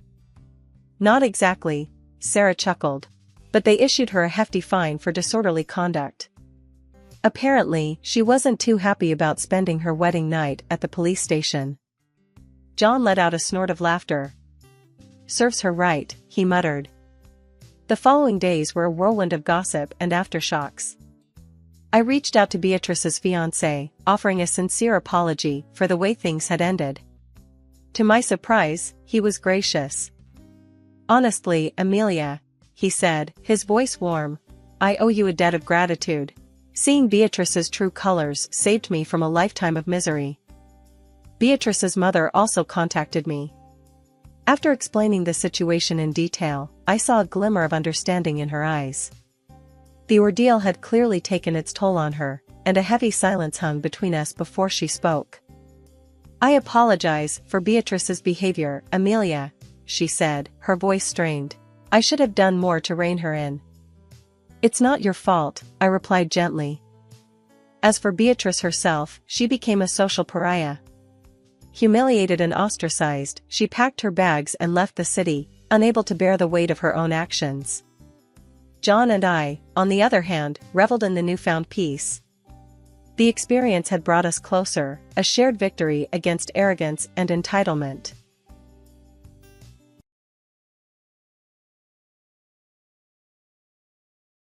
I'm Melissa, pushing 48, and if you told me 5 years back I'd be running my own gig, I'd have laughed in your face. Life in the city is tough, tougher when you're single and hustling in a pet store, barely making rent. But here I am, owner of Urban Paws, a pet care agency born out of necessity when the world turned upside down, thanks to a pandemic. My days are a blur of barking dogs, purring cats, and the occasional parrot telling me off. But it's mine, every bit of it, from the chewed-up leashes to the last-minute pet-sitting requests. Melissa, the Johnson's terrier, got into the trash again. It's like the 5th time this month. Liz, my right-hand woman and part-time fire extinguisher, announced as she stormed into my makeshift office, a broom in one hand and her phone in the other. "Tell them it's time for some crate training. And bill them for the extra cleanup." I shot back without looking up from my laptop. The screen was a battlefield of schedules, bookings, and the never-ending list of tasks that came with running a small business. It was just another Tuesday, or so I thought, bustling with the usual chaos of barks and meows, when Jack strolled in. He had this big, scruffy dog with him, a Great Dane with eyes as kind as his owner's. "Hey, I'm Jack. God told you're the best in town for keeping critters happy when their humans are away. Is it true?" he asked, his voice smooth but edged with a hint of playfulness. I couldn't help but smile, brushing a stray hair from my face. "I guess you'll have to find out for yourself, won't you?" "What's the big guy's name?" "Thor. After the god of thunder, though the only thing he's striking is fear into the heart of my vacuum cleaner," Jack quipped, and I laughed, genuinely. It was the first time in a long time that a client's visit felt more like a casual chat between friends. Over the next few weeks, Jack became more than just a client. He'd pop in not just to drop off Thor, but to bring us coffee, to chat, and sometimes, I suspected, just to see me. "You know, Melissa, I think Thor's got a better social life than I do now, thanks to you," he said one day, leaning casually against the counter. "Maybe you need to get out more, or maybe Thor's just more charming than you," I teased back, enjoying the easy banter that had developed between us. Jack's visits became the highlight of my day, a pleasant distraction from the endless responsibilities of running a business. It wasn't long before he asked me out, catching me completely off guard. "Melissa, would you, I don't know, like to grab dinner with me sometime? Not as Thor's human, but just as, well, you and me?" I remember blinking at him, surprised, my heart racing for reasons I couldn't quite understand. "Are you asking me out on a date, Jack?" "Yeah, I guess I am. What do you say?" It was all so unexpected. My life had been about work, about surviving and making it on my own. Yet, here was Jack, looking at me with those hopeful eyes, and all I could think was, why not? "Sure, why not? Let's do dinner." That dinner was the first of many, the beginning of something neither of us fully understood but were eager to explore. Jack was different from anyone I'd ever known. He was kind, sure, but there was a toughness to him, a resilience that resonated with my own. We talked about everything and nothing, from our dreams to our pasts, and everything in between. A year later, when Jack asked me to marry him, it didn't come as a shock. It felt right, like the next step in our journey together. I said yes without hesitation, excited for what the future held for us. "I never thought I'd find someone like you, Melissa. You've changed my life in the best possible way," Jack said, his voice thick with emotion. "And you've given me a reason to believe in love again, Jack. I can't wait to see where this adventure takes us," I replied, my heart full. Our engagement was a testament to the unexpected twists life can throw at you. From the moment Jack and Thor walked into my life, everything changed. I found love, companionship, and a sense of belonging I hadn't realized I was missing. Jack's parents, an amazingly kind and sweet married couple, accepted me as their own daughter. We sometimes came to visit them. I helped Jack's mother set the table, while Jack and his father discussed another basketball game. It was real, you know? Life's funny, you know? One day you're floating on cloud nine, everything's peachy, and then boom, it all starts to crumble. That's exactly what happened with Jack and me. It all started so subtle, I barely noticed. But let me backtrack a bit and give you the full picture. I was knee-deep in paperwork at the agency when Jack started mentioning he felt off. At first, it was just the odd sniffle here and there, nothing to write home about. But then, it escalated. Colds, backaches, you name it. I figured we all hit a rough patch, health-wise, but Jack, he took it to another level. One evening, I came home later than usual, the pet agency was buzzing, and I was juggling a million things at once. Jack was sprawled on the couch, looking miserable. "Babe, I'm feeling crappy again," he groaned as I dropped my keys on the counter. I sighed, hanging up my coat. "You've been saying that a lot. Maybe it's time to see a doctor? Or we could try switching up our diet, get you on some vitamins?" Jack's response was a scoff. "Oh, great, Melissa. That's just great. You think a few veggies and some pills are gonna fix everything? You just don't get it, do you?" I was taken aback. "Jack, I'm just trying to help. I'm no doctor, but sitting around moping isn't going to do much. You've gotta at least try." That set him off. "Try? You think I'm not trying? You have no idea what it's like. You're out all day, busy with your precious agency and those animals. When do you ever stop to think about me, huh?" His words stung. I was busting my ass, trying to keep our life together, keep the business running, and here he was, accusing me of not caring. "Jack, that's not fair. I'm working to support us, to build something. And I do worry about you, all the damn time." But talking to Jack was like talking to a brick wall. He just wouldn't budge. "Whatever, Melissa. Just leave me alone." So, I did. I retreated to our bedroom, feeling a mix of anger and helplessness. This wasn't the man I married. Where did that caring, understanding guy go? It felt like I was living with a stranger. The next few weeks were more of the same. Jack's health complaints became a daily soundtrack, and any suggestion I made was shot down. He was convinced that the world was against him, and I was the conductor. Our arguments became more frequent, more heated. It felt like we were speaking different languages. I suggested exercise, he accused me of being insensitive. I mentioned healthy eating, and he'd snap about me not understanding his pain. Frustrated with our nowhere conversations, I finally put my foot down. "Look, Jack, this isn't working. You need to see a doctor, get some real advice. Not just guesswork and internet crap." Jack was resistant, but exhausted. "Fine, Melissa. I'm tired, okay? Maybe it is just needing rest. But I'll go, for your peace of mind." So, 2 weeks later, I dragged him to the clinic, despite his reluctance. He went through all the checks, an MRI, the whole 9 yards. When we sat across from the doctor, awaiting the verdict, I held my breath. The doctor's words were a punch in the gut, but not the kind I expected.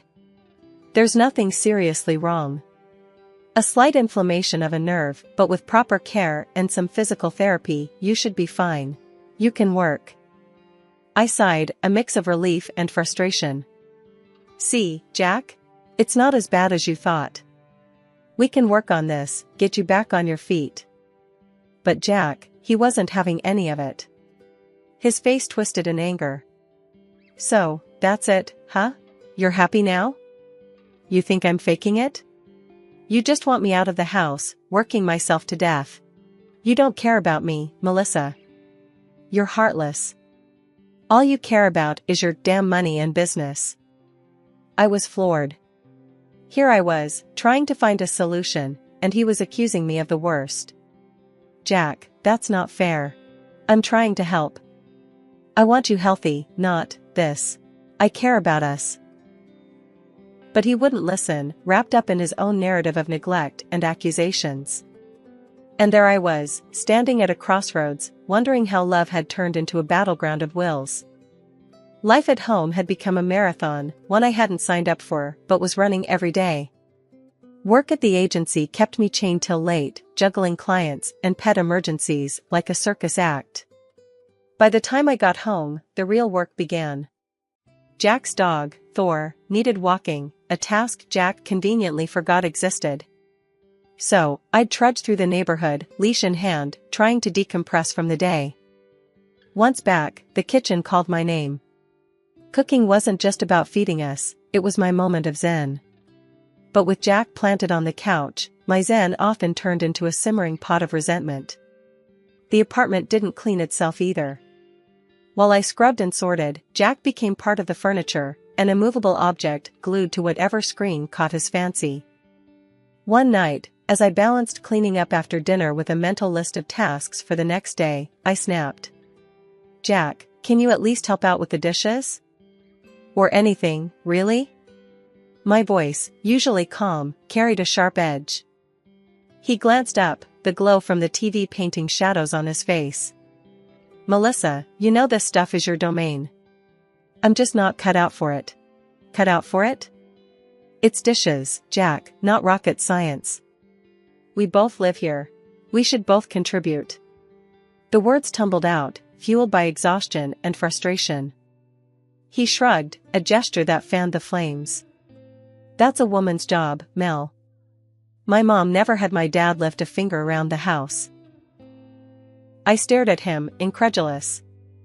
The argument spiraled into familiar territory, me advocating for partnership, him retreating into outdated ideals. It was a merry-go-round of frustration, going nowhere. A month into this domestic deadlock, Jack dropped a bombshell. I'm not feeling well, Mel. Think I need to quit my job. Find something remote. His declaration hung between us, another layer of tension. Trying to keep the peace, I offered a solution. Why don't you work with me at the agency? There's plenty you can do from home. Handling applications, overseeing the staff remotely, managing payments. It could be good for you. His reaction was like I'd suggested he jump off a bridge. Feel sorry for me? Is that it? You think offering me a job is going to fix things? His voice was a mix of anger and something else, disappointment, maybe. No, Jack, I'm trying to help. We need 2 incomes, and this way, you can work at your own pace. It's not about pity, it's about practicality. My attempt at reason fell on deaf ears. By the time we hit what I'd call the breaking point, things between Jack and me were frostier than a freezer. I'm not one for drama, but living with Jack had become like walking on eggshells, covered in barbed wire. One day, I'm elbow-deep in work, scheduling appointments, and dealing with a no-show employee, when Jack calls me. He's at home, as usual, and his voice is dripping with that tone, you know, the one that says he's about to make your day even longer. Melissa, we're out of those organic chips I like. And grab some of that craft beer on your way back, would ya? He says, like he's doing me a favor by giving me errands. I press the phone against my ear, trying not to let the irritation seep into my voice. Jack, I'm swamped. Can't it wait? Or maybe you could pick them up. Silence. Then, you know I'm not feeling great, Melissa. Why do you always have to make things so difficult? Difficult, right. Because asking him to get off the couch is akin to asking him to climb Everest. I bite back a snarky retort and agree, because it's easier than arguing. By the time I get home, arms laden with groceries, including his precious chips and beer, the house looks like a cyclone hit it. Dishes piled up, laundry spilling out of the basket, Thor rushing for a walk, and there's Jack, planted on the couch, glued to the TV. I lose it. Jack, seriously? You couldn't have done some of this while I was out?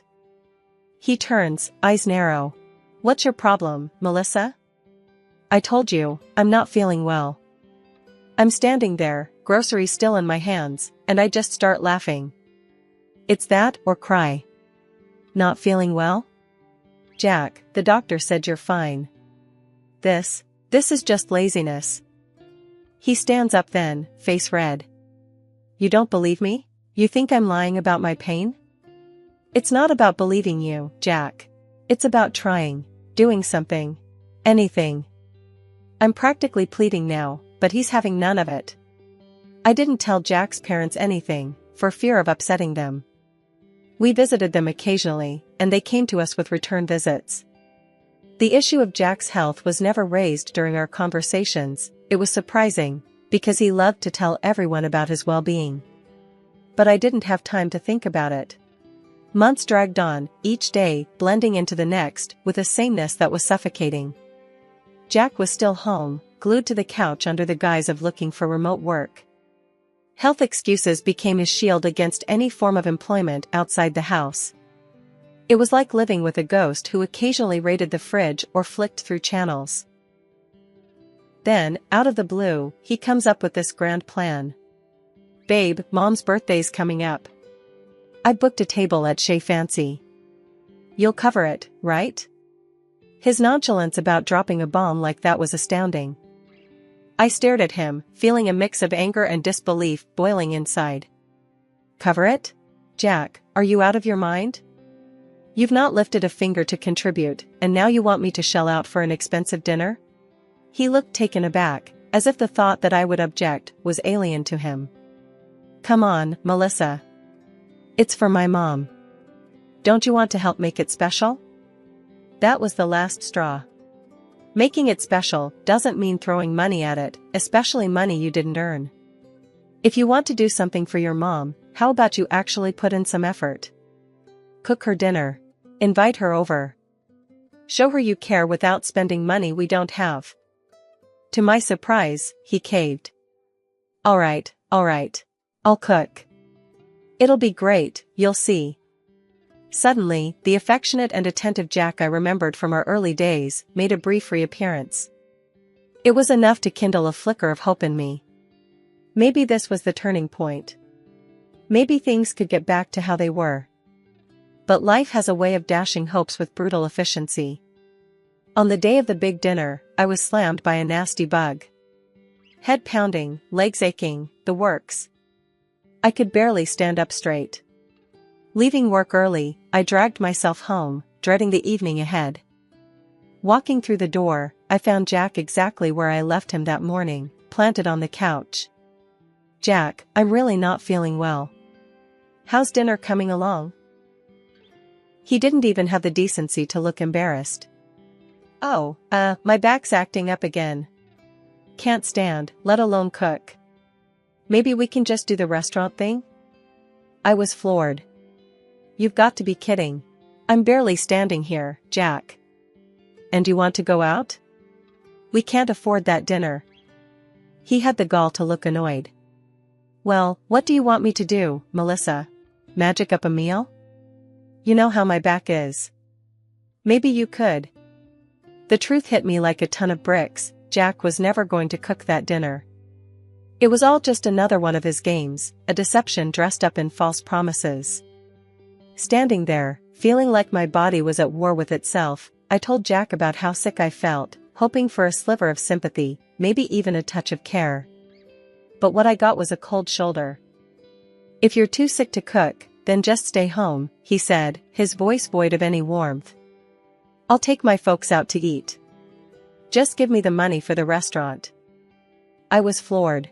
The audacity, the sheer lack of empathy, it left me speechless. Arguing was the last thing I had the energy for. So, I swallowed my pride along with some antipyretic, hoping it would quell the fever enough for me to stand in the kitchen without passing out. I started on the main course, my movements sluggish, every stir of the pot a monumental effort. To make things easier, or so I thought, I ordered some snacks from the cafe down the street. But as I reached into the oven to pull out the casserole, a wave of dizziness hit me. I stumbled, catching myself on the edge of the counter, just in time. That's when Jack decided to kick me while I was down. You can't even handle this, can you? I'm sick of it. His words were a punch to the gut, stripping away any pretense of concern he might have feigned earlier. I was doing my best, sick as a dog, trying to hold everything together, and here he was, berating me for not living up to some impossible standard. I swayed again, barely able to stand on my feet. And then the kitchen door slammed open with a force that made us both jump. It was Jack's parents. At that moment, everything changed. Their faces were a mix of shock and anger, immediately rushing over to me as I nearly collapsed. His mom, her eyes wide with worry, helped me to the couch, her glance flitting between me and Jack with disbelief. Why on earth didn't you cancel dinner, Jack? Forcing Melissa to cook when she's this sick, she exclaimed, her voice a mixture of anger and concern. Hearing her, I couldn't hold back my tears anymore. The frustration, the loneliness, the sheer exhaustion of it all came pouring out. We'd been on thin ice for ages, I sobbed, telling her about the years of taking care of Jack, his endless ailments, his refusal to work, and the sea of bills for gadgets and gizmos that just gathered dust. I showed her the receipts, evidence of our spiraling debt. She was stunned. Why didn't you say anything sooner, dear? About his sickness, his job? I wiped my eyes, looking down. I didn't want to upset you. I hoped he'd change.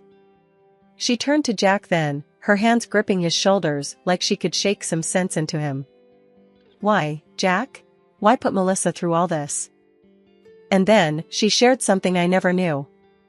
Jack had a history of faking illness to avoid responsibilities, a pattern stretching back to his school days. My heart sank. The realization hit me like a truck. My marriage was over. I couldn't tether my life to someone so unwilling to be a partner, so dependent on the sacrifices of others. His parents didn't spare him, their disappointment clear as day. We've indulged you for too long, his dad said, voice hard with a finality that brooked no argument. I can't do this anymore. I want a divorce, I declared, the words heavy but freeing. His mom nodded, her eyes sad but understanding. I would do the same, dear. They then turned to Jack, their final verdict chilling. Don't expect any more help from us. And forget about any inheritance if you don't turn your life around. Jack's reaction was desperate, a stark contrast to his usual apathy. He pleaded, begged even, but his mom just pushed him away. You owe Melissa an apology, not us. But I was done. Done with the excuses, the lies, the endless cycle of hope and disappointment. It was time to move on, to rebuild from the ashes of what was supposed to be my happily ever after. Jack's pleas fell on deaf ears, my decision was made. It was time for a new beginning, one where I could find happiness and peace, free from the weight of carrying us both. After the dust of divorce settled, I threw myself into my work and the company of the animals I dedicated my life to. It was clear, the path ahead was mine alone to carve, and frankly, I relished the freedom. The end of my marriage, while a chapter one wouldn't choose to reread, taught me lessons I'd carry forever. It wasn't about regret, it was about growth. Jack, on his end, managed to snag himself a job, nothing fancy, but enough to keep him afloat in some modest digs. Last I heard, he's been playing the sympathy card hard, telling anyone who'd listen how I left him in his hour of need. But our mutual friends? They knew the score. They saw through his tales and, from what trickled back to me, his stories earned them more eye rolls than sympathies. The day he showed up at my office was a test I didn't know I was ready for until it happened. There he was, standing in the lobby with a bouquet of flowers that looked as out of place in his hands as sincerity in his apologies. I spotted him the moment I stepped out of my office, the sight bringing a mix of irritation and a weird sense of déjà vu. What are you doing here, Jack? I asked, not bothering to mask the edge in my voice. He shuffled, looking everywhere but at me. I wanted to say I'm sorry, Melissa. I've changed. I was hoping we could. Stop. I cut him off, holding up a hand. Just stop, Jack. You haven't changed. You're just sorry you're on your own now. He tried to interject, the flowers extended towards me like a peace offering. But I was done accepting anything from him. Save it, Jack. I'm not the person you left behind anymore. I've moved on. It's time you did the same. But Melissa. No. This is my place of work, my sanctuary. You don't get to waltz in here with a bouquet and expect everything to be all right. I stepped closer, my voice firm. You need to leave, now. He looked like he might argue, but something in my stance must have told him it would be futile. With a final, lingering look, he turned and left, the door closing quietly behind him. Watching him go, I felt a wave of relief wash over me. It was confirmation, a sign that the life I was building was mine and mine alone, free from the shadows of a past that no longer had any hold on me.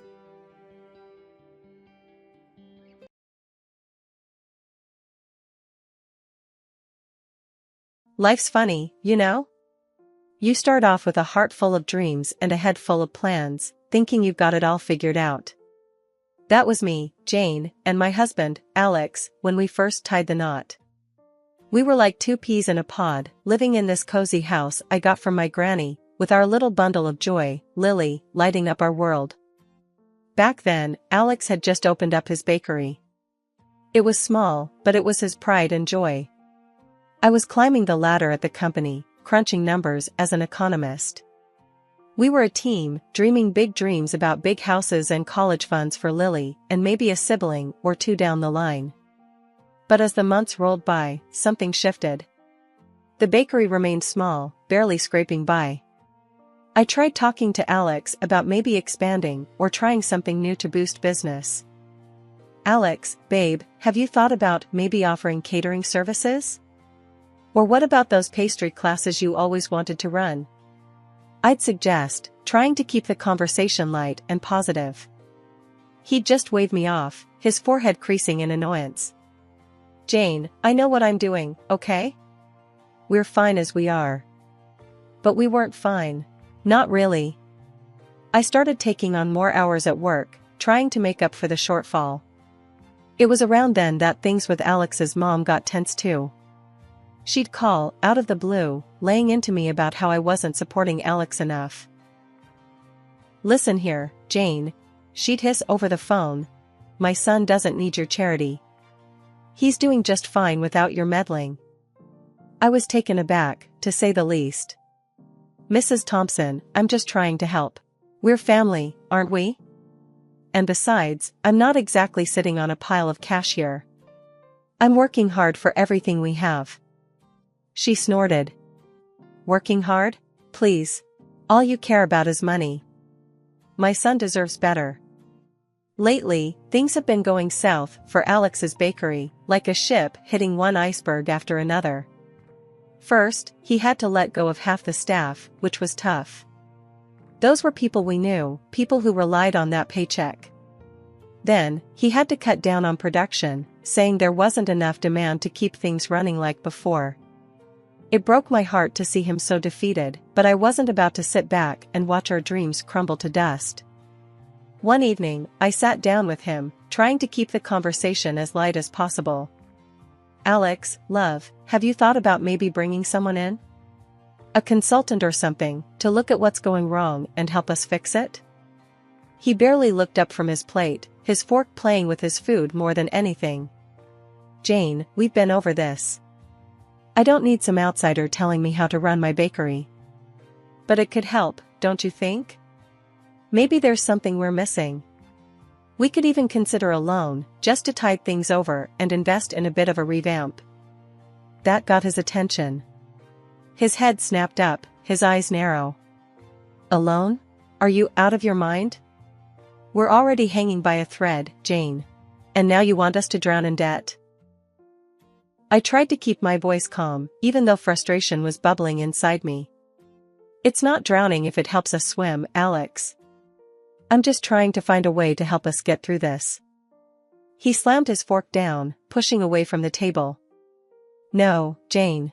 Just, no.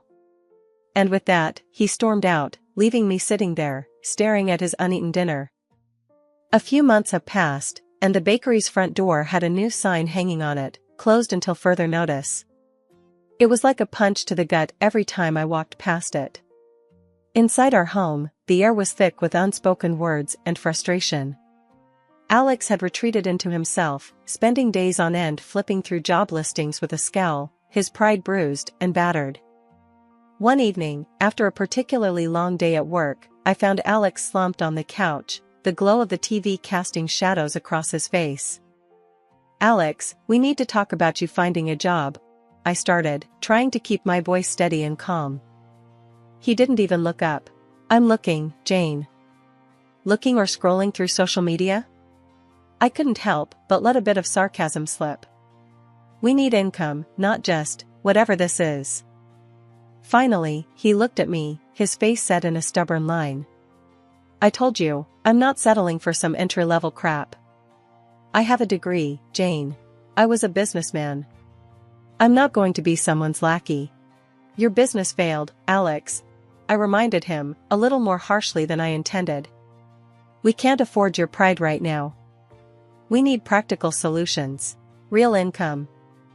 That set him off. "So, what? You think I'm just a failure, is that it? You don't think I can make it back to the top?" "It's not about what I think," I tried to reason. "It's about reality. We have bills, a daughter to think about." He didn't let me finish. "Forget it, Jane. You wouldn't understand. You're just like everyone else, trying to keep me down." The argument spiraled from there, harsh words thrown back and forth until he stormed out, slamming the door behind him. Not long after that mess, his mother called. As soon as I heard her voice, I braced myself. "Jane, you need to do something about getting Alex a job at your place." "A good one?" she demanded, as if it were the simplest thing in the world. I almost laughed. "Mrs. Thompson, it doesn't work like that. I started at the bottom and worked my way up. They don't just hand out high positions based on a request, especially not to someone with no experience in the field." She huffed. "You need to support your husband more, Jane. He's got potential, you're just holding him back." The conversation went in circles, her accusing me of not doing enough, of not caring enough, while I tried to explain the reality of our situation. It ended with her hanging up on me, leaving me feeling even more isolated and frustrated. And so, days turned into weeks, with Alex barely lifting a finger around the house, consumed with his phone or the TV, leaving me to juggle work, household chores, and taking care of Lily. Every attempt to talk to him about responsibilities, about being a part of this family, was met with defensiveness or outright avoidance. "Can you at least pick up Lily from school today?" I asked one morning, hoping for a small win. "I'm busy, Jane," was his dismissive reply, not even specifying what he was busy with. "Doing what, Alex? What's so important that you can't help with your daughter?" He just shrugged, that infuriating, indifferent shrug that made my blood boil. "Just stuff. You wouldn't get it." That's how it was now. Him, wrapped up in his world of whatever, me, trying to keep everything else from falling apart. Every conversation a battle, every day a little harder than the last. Things between Alex and me hadn't been great, but I never expected to find out he was taking cash right out of my purse. It started small, a 20 here, a 50 there. I thought I was being forgetful at first, until one day, the missing amounts were too big to ignore. I waited for Alex to come home, tapping my foot, my arms crossed. The minute he walked through the door, I was on him like a hawk. "Alex, we need to talk. Now." He looked tired, worn out, but the moment he saw my face, he knew something was up. "What's wrong, Jane?" "Where's the money, Alex?" I asked, my voice sharp. "The cash from my purse. It's been going missing, and I want to know why." For a moment, he tried to play dumb, his eyes shifting away from mine. "Money? What are you talking about, Jane? Don't play games with me, Alex. I'm not in the mood. I've been noticing for weeks. It's gone, and you're the only other person here." Finally, he sighed, running a hand through his hair. Okay. I took it. But, Jane, you don't understand, I needed. Needed it for what, Alex? Beer? Because that's all I see you doing these days. Sitting around, drinking, while I'm out working my ass off. He flinched at that, but anger quickly replaced the guilt in his eyes. I don't have to explain myself to you, Jane. It's not like I'm asking for much. Just a little cash to get by. Get by? I was incredulous. While I'm juggling bills, trying to keep us afloat? That money wasn't yours to take, Alex. That's stealing. His face turned red, and he took a step towards me, his voice raising. Stealing? Really, Jane? From my own wife? That's what you're gonna call it? Yes, that's exactly what I'm calling it. Because that's what it is, Alex. You took something that wasn't yours without asking. What else would you call it? We stood there, glaring at each other, the tension thick in the air. It felt like a chasm had opened up between us, one filled with betrayal and hurt. Before I could say anything else, his phone rang. He glanced at it and then stormed off into the other room, leaving me standing there, fuming and heartbroken. The next day, things went from bad to worse. Alex's mom called, and before I could even get a word in, she was ripping into me. Jane, you ungrateful little witch. How dare you accuse my son of stealing? Do you have any idea what you've done? I pressed the phone against my ear, her shrill voice making my head pound. Mrs. Thompson, he took money from me. What was I supposed to do, just ignore it? That's exactly what you should have done. He's your husband, for God's sake. You're supposed to support each other.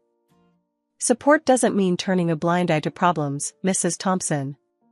It means facing them, together. But how can we do that when he's lying and taking money behind my back? She huffed. You've always been too hard on him, Jane. Always expecting too much. It's no wonder he felt he had to hide things from you. I couldn't believe what I was hearing. It was like we were living in two different realities. Expecting too much? I'm working day and night to keep us going, and he. Enough, Jane. I won't hear another word against my son. You've made your bed, now lie in it. And with that, she hung up, leaving me staring at the phone in disbelief. This wasn't just about the money anymore. It was about trust, respect, and the realization that maybe, just maybe, I was in this fight all alone. Life had thrown its fair share of curveballs, but nothing hit harder than the day Lily fell sick. It wasn't just a sniffle or a cough, it was one of those moments that stops you dead in your tracks, forcing you to reassess everything. Lily's fever had spiked in the night, her little body racked with coughs that seemed to shake the very bed she lay in. I remember sitting beside her, a cool cloth in hand, trying to bring some relief. The next morning, with Lily still burning up, I knew we needed a doctor. Alex was sprawled on the couch, a can of beer already in hand. It was barely 9 a.m. Alex, Lily's sick. Really sick. I need to take her to the doctor, I said, my voice strained with worry. He glanced up, irritation flashing across his face. So take her. What do you want me to do about it? I clenched my fists, fighting the urge to scream. Maybe act like a father? I can't do everything alone, Alex. He didn't answer, just turned his attention back to his phone, effectively ending the conversation. At the doctor's office, the news wasn't good. Lily needed medicine, maybe even a specialist. The cost started to pile up in my head, a mountain of expenses we were ill-prepared to handle. I called Alex from the pharmacy, hoping for some semblance of support. The medicine's expensive, Alex. And she might need more tests. We need to figure this out. There was a pause before he spoke, his voice cold. Well, what do you want me to do about it, Jane? Money doesn't grow on trees. I was stunned into silence. Our daughter was sick, and all he could think about was money? She's your daughter, Alex. She needs us. Can't you see that? Of course, I see that. But freaking out about it isn't going to make money appear. You figure it out. You're good at that. Hanging up, I felt a mix of anger, frustration, and sheer determination. Lily needed me, and I wasn't about to let her down. The decision to not send money to Alex's mom that month was a tough one, but necessary. Lily's health came first, no matter what. But when Mrs. Thompson found out, the fury was unleashed. "Where's my money, Jane?" she demanded over the phone, her voice a sharp knife. I took a deep breath, bracing myself. Lily's sick. The money went to her medicine and doctor's visits. We had no choice. No choice? That's my money, Jane. You can't just decide not to send it. What am I supposed to do? I was incredulous. Your granddaughter is sick, Mrs. Thompson. Doesn't that matter to you?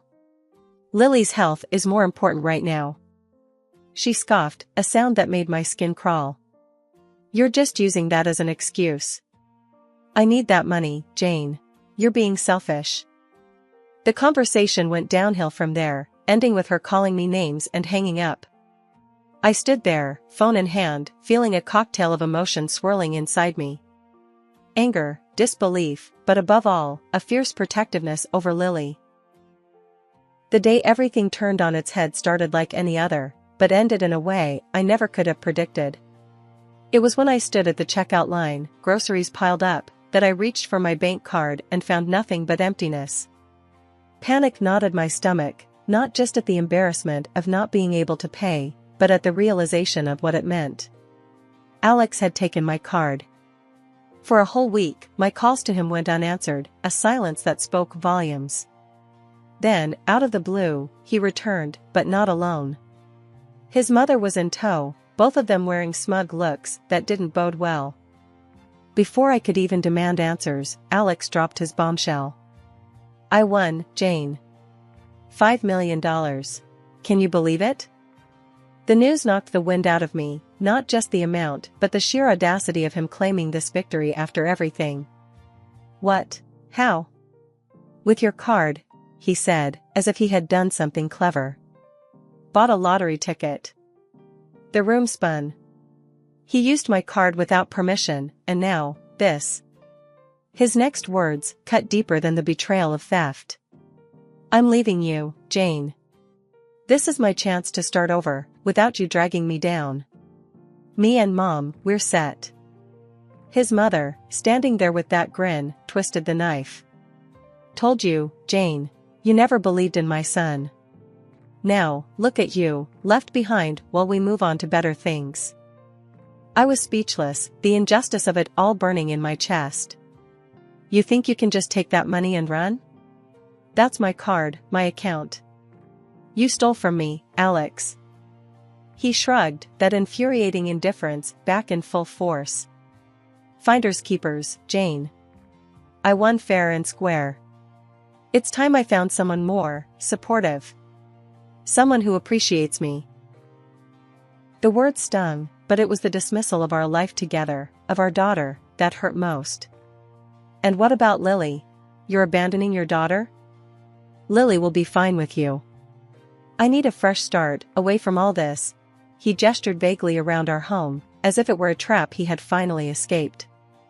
I wasn't just going to roll over and let him take everything from us, especially not with money that was as much mine as it was his, if not more so.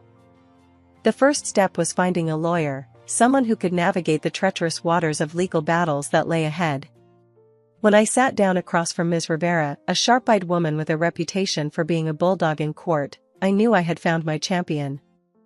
I'm not going to lie to you, Jane. This is going to be a tough fight, Ms. Rivera began, her voice matter of fact. But it's not insurmountable. I nodded, clenching my fists in my lap to stop them from shaking. I understand. But I can't just let him get away with this. It's not right. She smiled, and there was a glint of something fierce in her eyes. I like your spirit. We'll give it everything we've got. First, we'll need to prove the purchase was made with your card. Do you have statements or any evidence of the transaction? Of course, I replied, pulling out copies of my bank statements I had brought with me. It's all here. The date, the time, the exact amount. Good, Ms. Rivera said, taking the papers and scanning them quickly. This is a solid start. Next, we'll file for an injunction to freeze the winnings until the court makes a decision. It's going to make him and his mother very unhappy, but it's a necessary step. The thought of facing Alex and his mother again made my stomach churn, but the fire Ms. Rivera had ignited in me burned brighter. Let them be unhappy. After everything they've done, it's the least they deserve. The day we served Alex with the papers, I saw him for the first time since he left. He looked different, harder, colder.